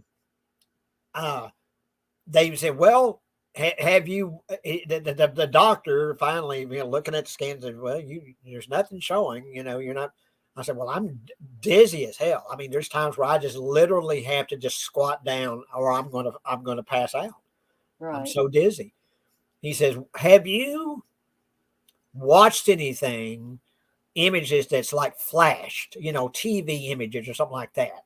He said, that can cause that. And I said, yes. And at the time I was playing a PS2 game, and and it had, I even forget what the game was, but it had it would flash these flashing images that would flash. And I told him about this game I was playing. He said, I guarantee you that's what's causing it. He said, I guarantee you, once you stop that game, your head's gonna clear up. And he was right. I stopped the game and my hair cleared up. But it was a fucking video game that was causing that. It was flashing. Because sometimes you'll watch a TV show or something like that, and at the beginning they'll say this movie contains images that are that flash. Yeah, that if and unfortunately, epilepsy. Epilepsy. That's right. That they can trigger like an epileptic attack and stuff if it's flashing images. But of course, I don't have epilepsy. But this damn video game had caused me to have these dizzy spells. But it was terrible. I mean, literally. I just thought I was going to pass out. I mean, I would just have, I'd be like at Walmart or something with a cart and would have to squat down and just, in the middle of people looking at me, what's he doing, So did the doctor say how many people that would affect, something like that would affect? Well, no, I don't think he said that. He talked about, how many people it affects. He went through sort of a list of, put the things that might be causing it. Because I already had the CAT scan. He said, well, you're not showing anything. There's no anomalies or nothing like that. Everything looks good. I said, well, I'm dizzy as hell. And he says, and he sort of went through these different things. He says, let me ask you, have you been watching something on TV that has images that flash? It's like quick flashing images. And I had to think a moment. And I said, I'm playing this video game that's really flashy. He says, I can almost guarantee you that's what's causing. And he was just like, his eyes lit up when I told him about this video game with this flashing image. He goes, yep. And he said, that's it. And I'll bet you that's what's causing it. And he's, and I don't know, I might have brought up epilepsy or something. No, you don't have to have epilepsy for this to happen, Right. But yeah, damn video game cost me but I had to go through that whole process, fortunately my insurance covered it. It didn't cost me anything, but oh God, that damn bang, bang, bang, bang, bang, bang, yeah, the whole, where you're unsure, is there something wrong with me? Like, do I have something growing inside my brain that's causing this? The things that flash through your mind when you're having to have tests. And going through this whole process, my mind kept going back to The Exorcist, and then Linda Blair going through that whole process, what they were doing to her. And it's like, shit, in 30 years, it's still the same. Nothing's improved. They didn't inject anything into my neck or anything, Thank God I didn't have that. But they didn't do that. But everything else, that damn huge machine, and then you get in there and you're in the dark and your head is clamped down so you can't move your head, and that damn banging sound, and oh my God. So Rocky is going to get a double whammy here because Diana's parents were not happy that she was involved with Rocky. And when they came to pick her up from the camp, she couldn't see the looks on their faces, but he could. And they wanted to get away as quickly as they could. Now Ben is going to hit him with a second whammy, his friend Ben, that he's not going to be able to go on this trip that him and Rocky have been planning to go on motorcycles and go across Europe. He tells him he's going back to his dad's in Michigan because his dad got him a job making great money. And also he's not coming back.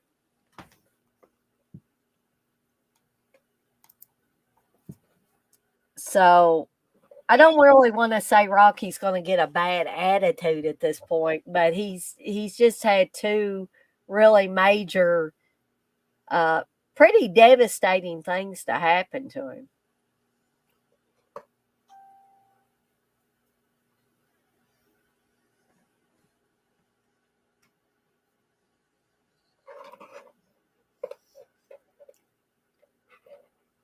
Jay, I like the skeleton on your shirt, by the way. Oh, yeah. Yeah, this is one of my favorite shirts to wear this time of year. It's cool. It's not heavy, but it's got a little bit longer sleeves on it for you. well, yeah. I mean, it can, like that. I mean, I just keep them rolled up.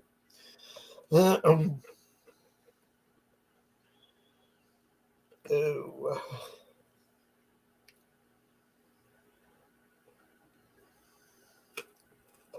eating the brownies again. I kind of overcooked these, but they're still good, even though I kind of burned them.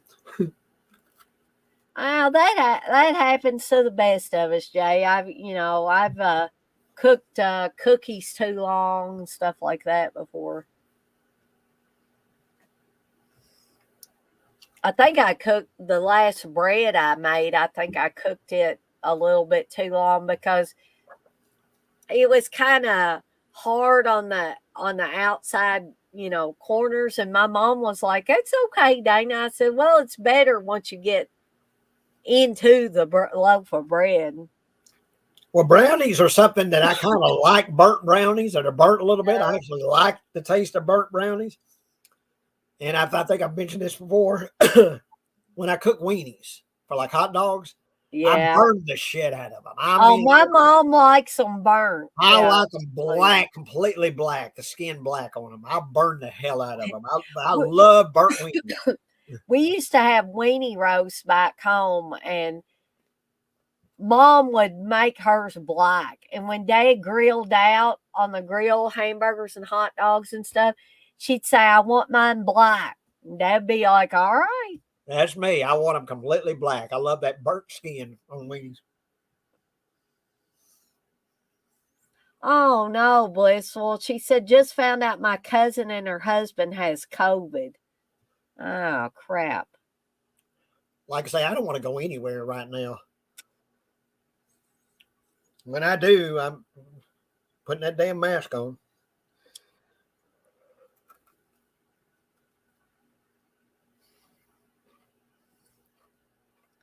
Yeah, Coco, I bake bread. I like to break can't even talk. Like to bake a lot of bread in the fall. And I enjoy, apple bread. Jay's gonna get on me for I'll mentioning quit apple bread and it. cinnamon swirl bread. And Did you make a banana nut bread? I have made some for Steve. I mean, I like it okay, but I generally gravitate towards the apple bread and the cinnamon swirl. But Zucchini bread. zucchini bread I haven't made, but I ate it years and years ago. My granny had some, and it was good too. Yeah, my I had an aunt, and my aunt Dorothy would make zucchini bread. Man, I love that stuff. And some people probably think, well, zucchini, how can that make good bread? Well, Trust it's me, it good. It's makes good sweet and bread. it's good, and it just the texture of it's really good. I love zucchini bread. Blissful says, just saying, quick bread ship well. Are you Mhm. saying you want me to send you some bread, Blissful? Or maybe she's talking about I should send you some, Jay. I'll send you my address. I'd send you some.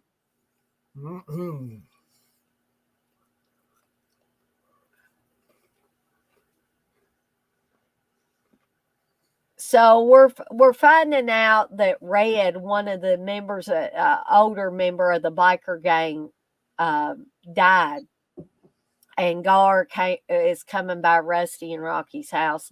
So, um,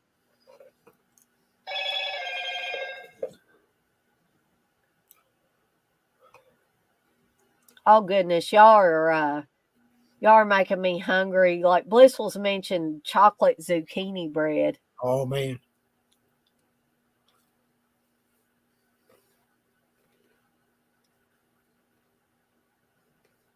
So I think this is another scene that got cut down a little bit. I don't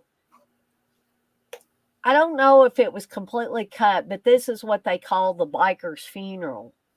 They're doing, they're lowering Red's bike into the grave, and everybody is like pulling patches off their vest and stuff like that and throwing it into the grave.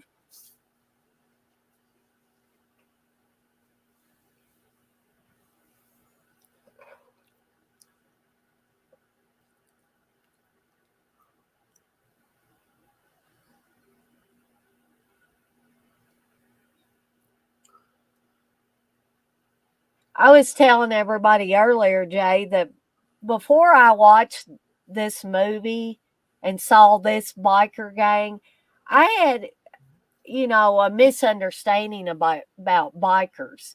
I was scared of them because you always hear these bad things about gangs of bikers. But if you watch Mask, I think you get a better understanding that they're all, It's like a family. it's a family. Yeah, exactly. Sort of a family dynamic they have. And speaking of that, in my movie Dawn, the man that plays the sheriff, Tom Bozeman, Mm-hmm. he was a big biker. Him and his wife, Peggy, and they would go to that Sturgis every year. That's the big biker rally, Sturgis. And he was telling me stories about that. And he said, "Oh man, when you get up there, it's just like one huge family. Just Right. it's thousands, but just everyone is just of the same mind and just really they're supporting each other and yeah, those bikers. There are exceptions, of course, but for the Yeah. most part, yeah, it's kind of a family dynamic. Those bikers."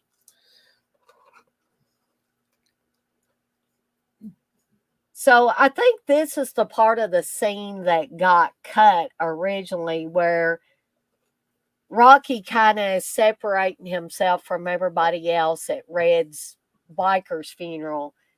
And Rusty goes over to him and, asks him if he's okay. And she's like, "Do you want to go over there and, throw something into the grave like the other bikers were doing?" And he said, "No."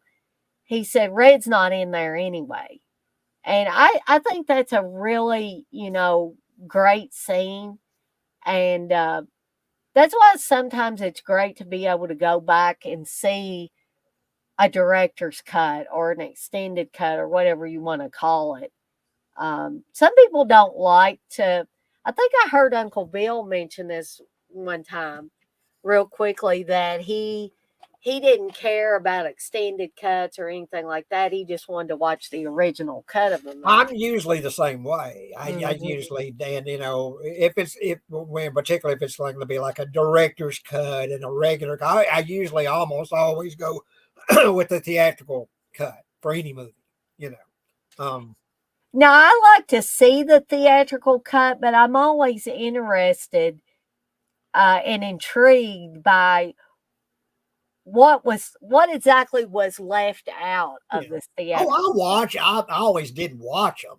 The Uh, director's cut. Whenever I would get a DVD that would have like a right. director's Yeah. cut or whatever, I would watch them, of course.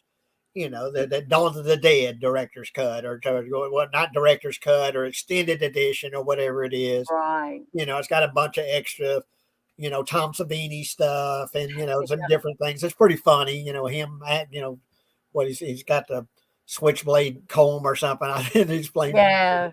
and I thought that was funny. It's funny to see his shit, but I always go for the theatrical cut of any movie for my usual watch. Yeah, I think it's important to see the film in its original state first. I mean, I do think that's important. Um, but I can't help myself. Now there's some people probably that wouldn't even watch a director's cut. They'll be like, "No, no, I'm Oh gonna no, stay." I will watch them. Mhm.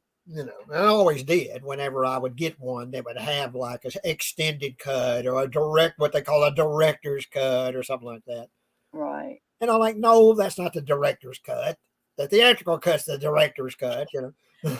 Um, there's been a few cases where they say, well, this is the version that I intended for you to Yeah, see. this was my vision. This was my vision. They made me cut this and cut that, but here's how I wanted you to see it. Um, So Rocky has finally he just hopped on a bus and he went to where Diana is, and he finds out that she's going to be going away to Santa Barbara, but she says she'll write and send him tapes. And she talks about how much she misses him.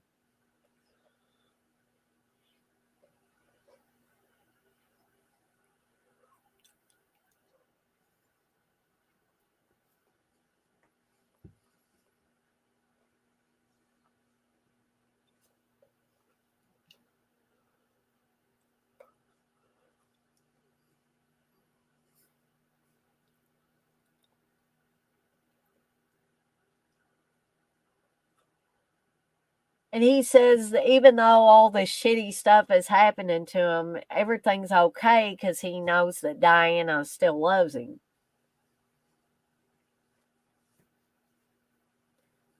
Which to me is a very adult thing for a teenager to be able to say.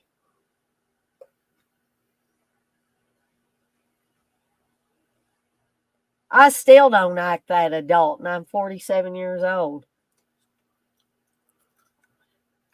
I'm even worse, and I'm 58.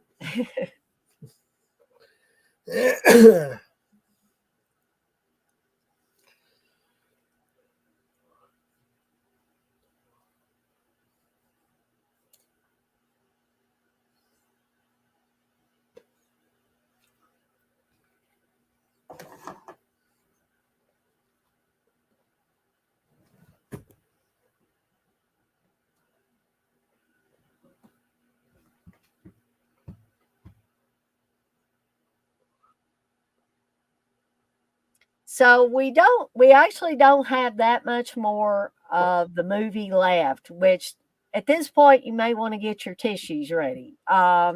Just warning you. Because we can take a look at Rocky and we can tell that he does not look well here.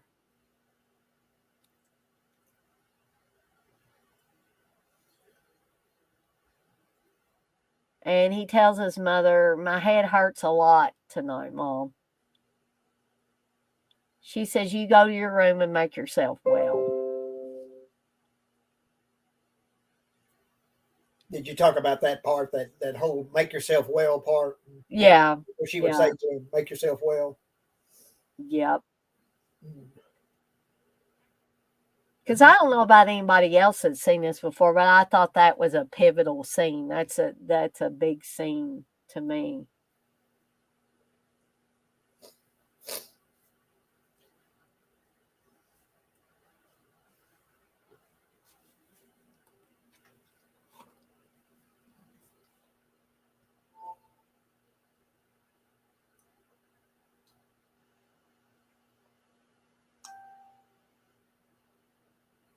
And you can tell that Rusty is concerned there. She gives Gar a glance.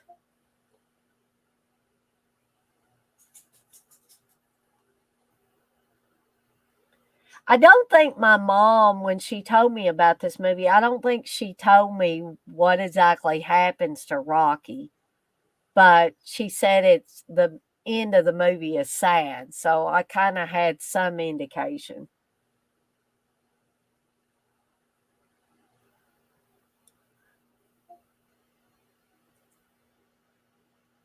So we see Rocky taking all the thumbtacks out of the map because what I take away from this scene here is that Rocky knows. He knows that there's not much time left for him. And he knows at this point that he's not going to make that trip across Europe.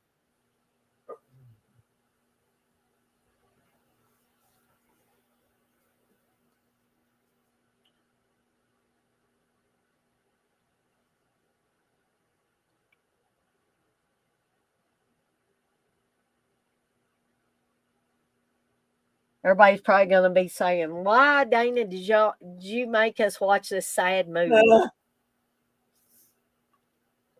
It is sad at the end, but I think it's also a very inspiring movie as well.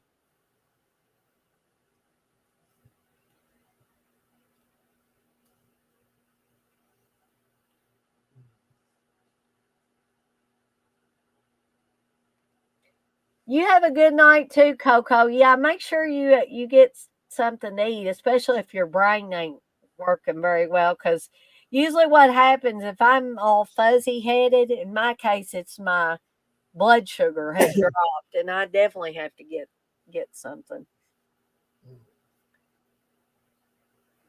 And you agree with me that Rocky totally knew. I just get that feeling that he knew.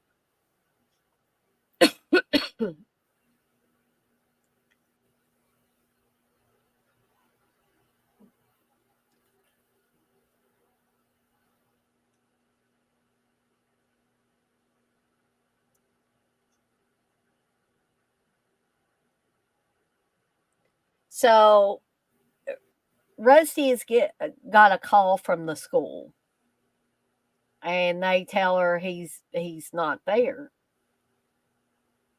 And you see the look on her face when she turns towards the camera that she knows. Um, but she doesn't want it to be true. Even when she goes into his bedroom.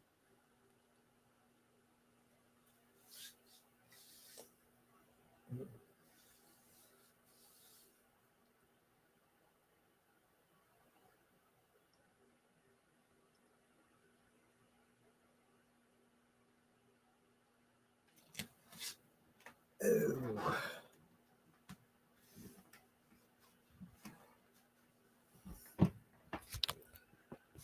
Don't she say that to him again? Make yourself well. Yeah. And this is so I'm not going to cry on here, but I have cried when I'm watching this by myself, but she feels them and she says you're cold, and she says, well, you don't have the covers pulled up over you, and then she says, baby, make yourself well, and then it just hits her and she screams, oh God, and she just loses it here. She's throwing things, she's breaking stuff. But this would be a natural reaction I think any mother would have. They may not go about it exactly in the same way, but if you just found out that your child was no longer there, no longer with you,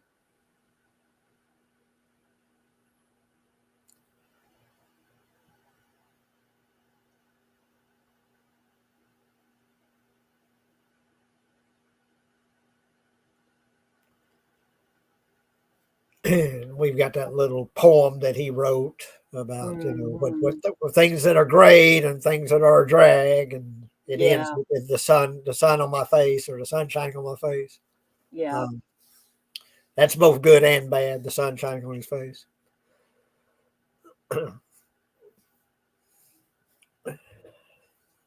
And we also, in this scene in the background, have Ripple by the Grateful Dead, which is a song I always liked or loved, or rather. I like Ripple. I like several Grateful Dead songs, but I really like Ripple. And I also like a later song they did, Touch of Grey. That was I've always got really. that. I've got that vinyl. That Touch of Oh, Grey do you? with the vinyl. Yeah, I've got that's the one vinyl of the Grateful Dead I've got. Was you a Deadhead? uh, I mean, I guess I was a next generation deadhead or something.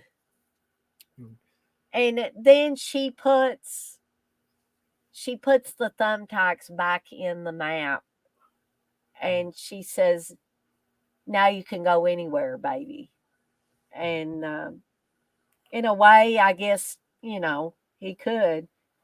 Um, I also, what I like about this movie is, or the way the movie ends, um, they don't really focus on a funeral, like a traditional funeral with people standing around, everybody somber and crying and stuff.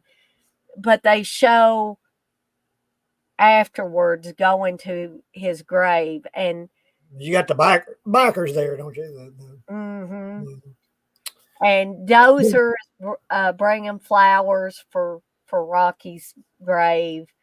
And what I think is significant though is Rusty does walk with Gar to the grave, and she stands there, but then she goes off by herself in the same way that Rocky went off by himself when Red died.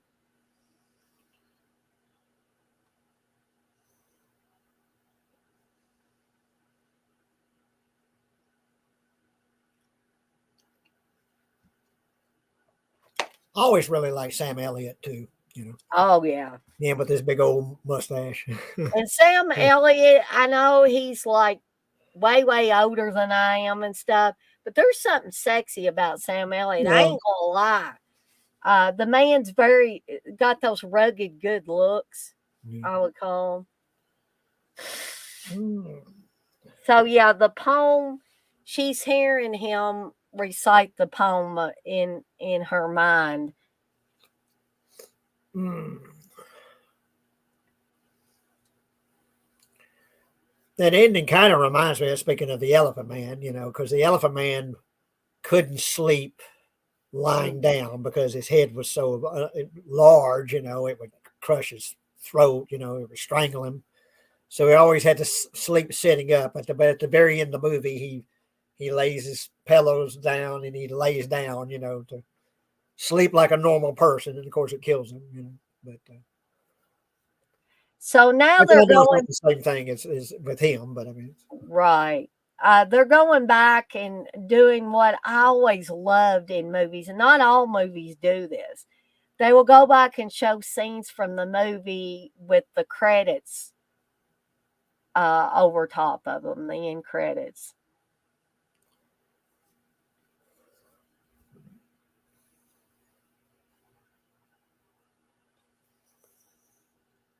And I'm curious to see, because I can't remember, I'm curious to see if they do show the real Rocky Dennis.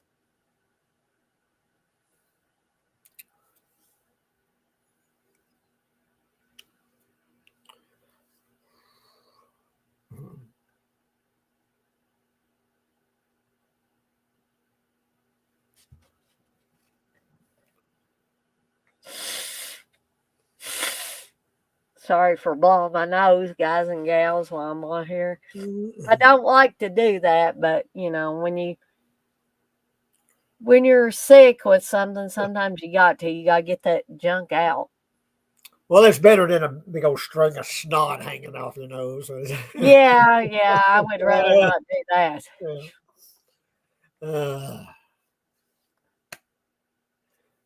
Gotta have a sense of humor with dealing with this stuff. Well, we gotta have a sense of humor now too, and maybe we gotta do something to laugh a little bit because we just watched a movie that ended very, very sad.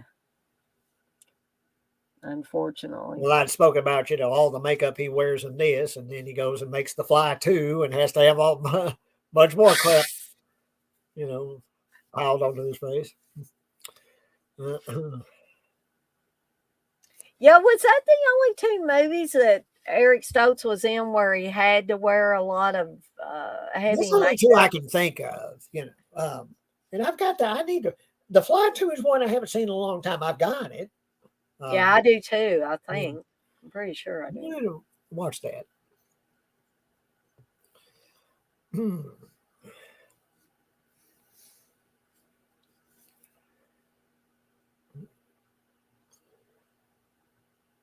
And they do give a very special thanks to the real Rusty near the end of the credits. And now we're getting all the songs, the Badlands, Racing in the Street, Thunder Road, Promised Land, Born in the USA, all those Bruce Springsteen songs. Plus, there were a lot of other songs in here that were familiar.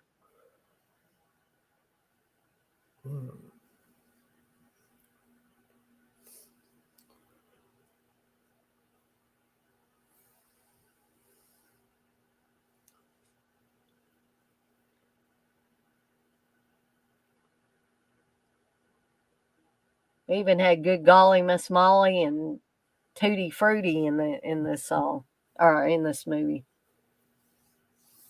Bunch of Little Richard stuff. We had a Beatles song, I Want to Hold Your Hand.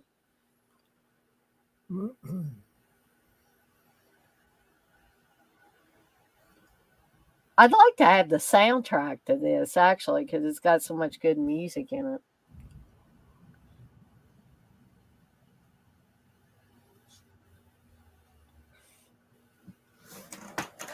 Showing you those famous Monsters cars yesterday.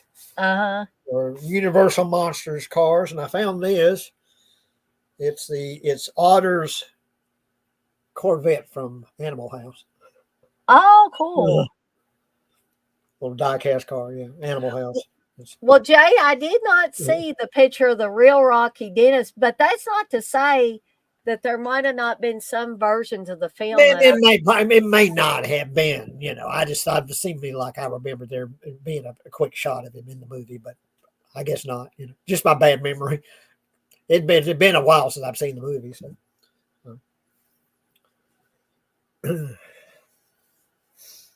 I was just going through and looking at the regular theatrical version, but yeah, let's see there. But Blissful does bring up a good point. Gotta laugh or stuff gets too real. That is certainly correct. And sometimes I can't deal with it when stuff gets too real. So humor is how people deal with a lot of different things.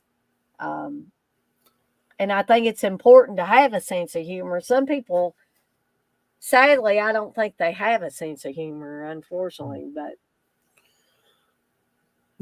so, well, I hope everybody enjoyed this watch along for Mask. Like I said, we had a good crowd in here. I wasn't sure if there were going to be as many for this one. It's getting near the holidays and stuff. People probably don't want to be bummed out, but by a movie like this. But this movie is, again, even though it has sort of a downbeat ending to it, it's life affirming. Yes, that is exactly right, Jay.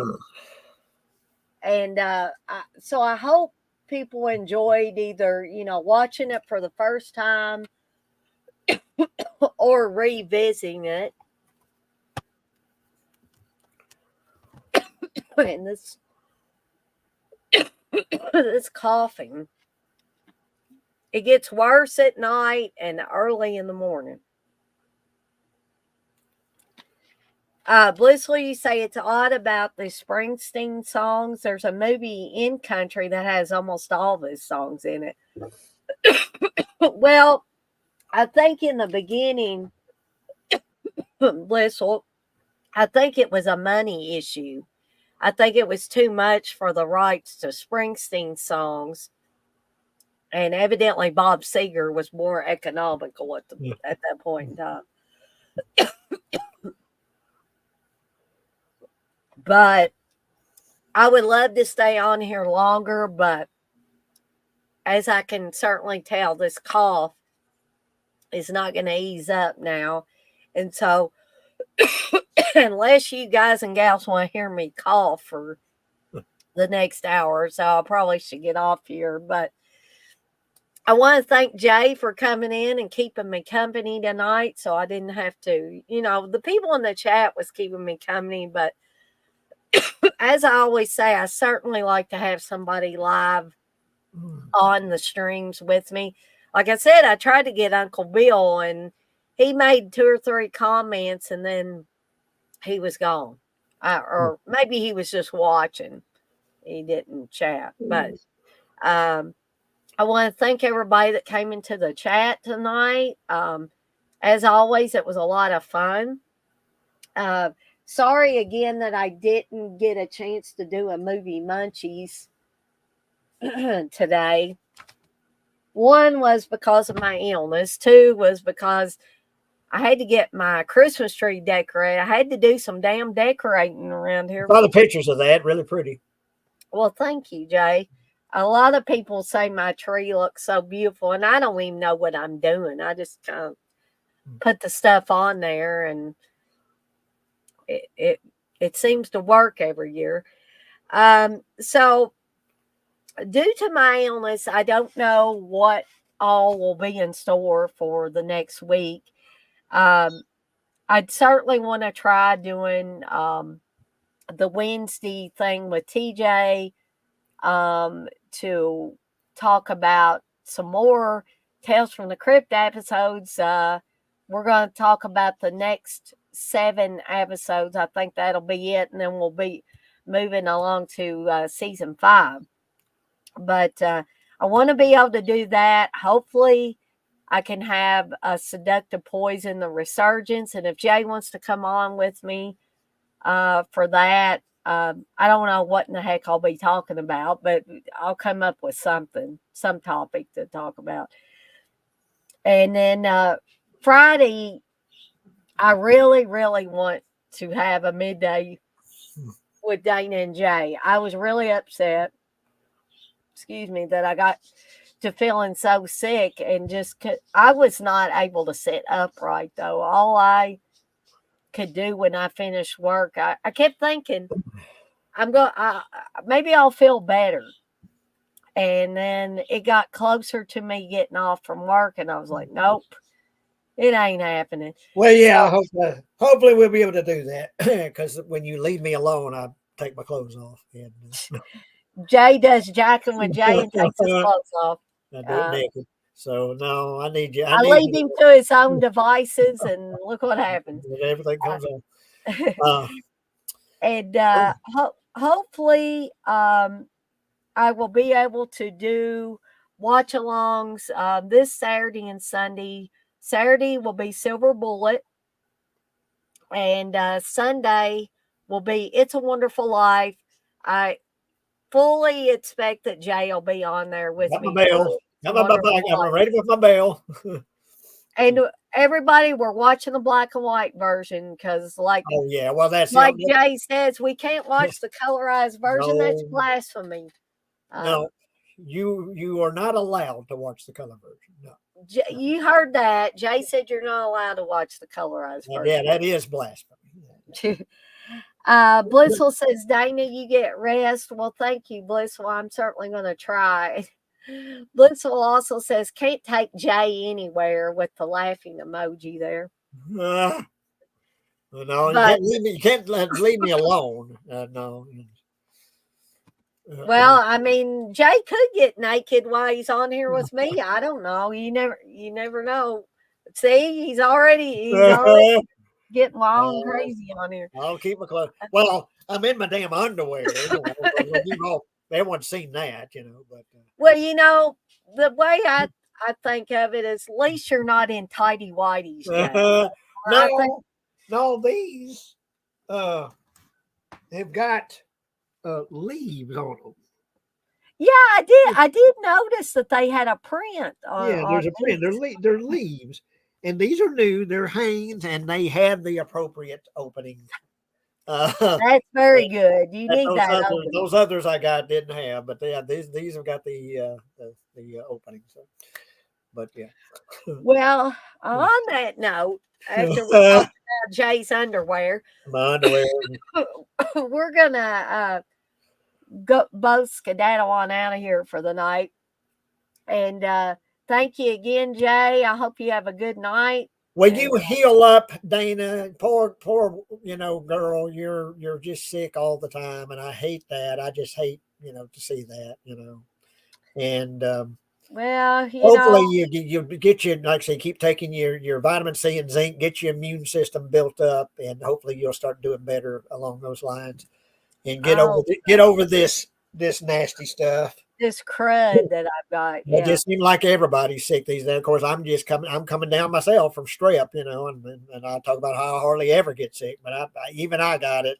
So it seemed like Uncle Bill's coming down off what he got, and Yep. everyone's just getting sick these right now. So, but Yeah. So I am going to get some rest and take me a nice hot shower, take me some nighttime medicine, try to get some rest. I'm going to kill my dog because she's back there at the gate carrying on in the kitchen or between the kitchen and the living room. But so good night, chat, and good night, Jay. And I will see everybody next time. night, Dana. Night, Good y'all. night. Give it a thumbs up, please. Yes.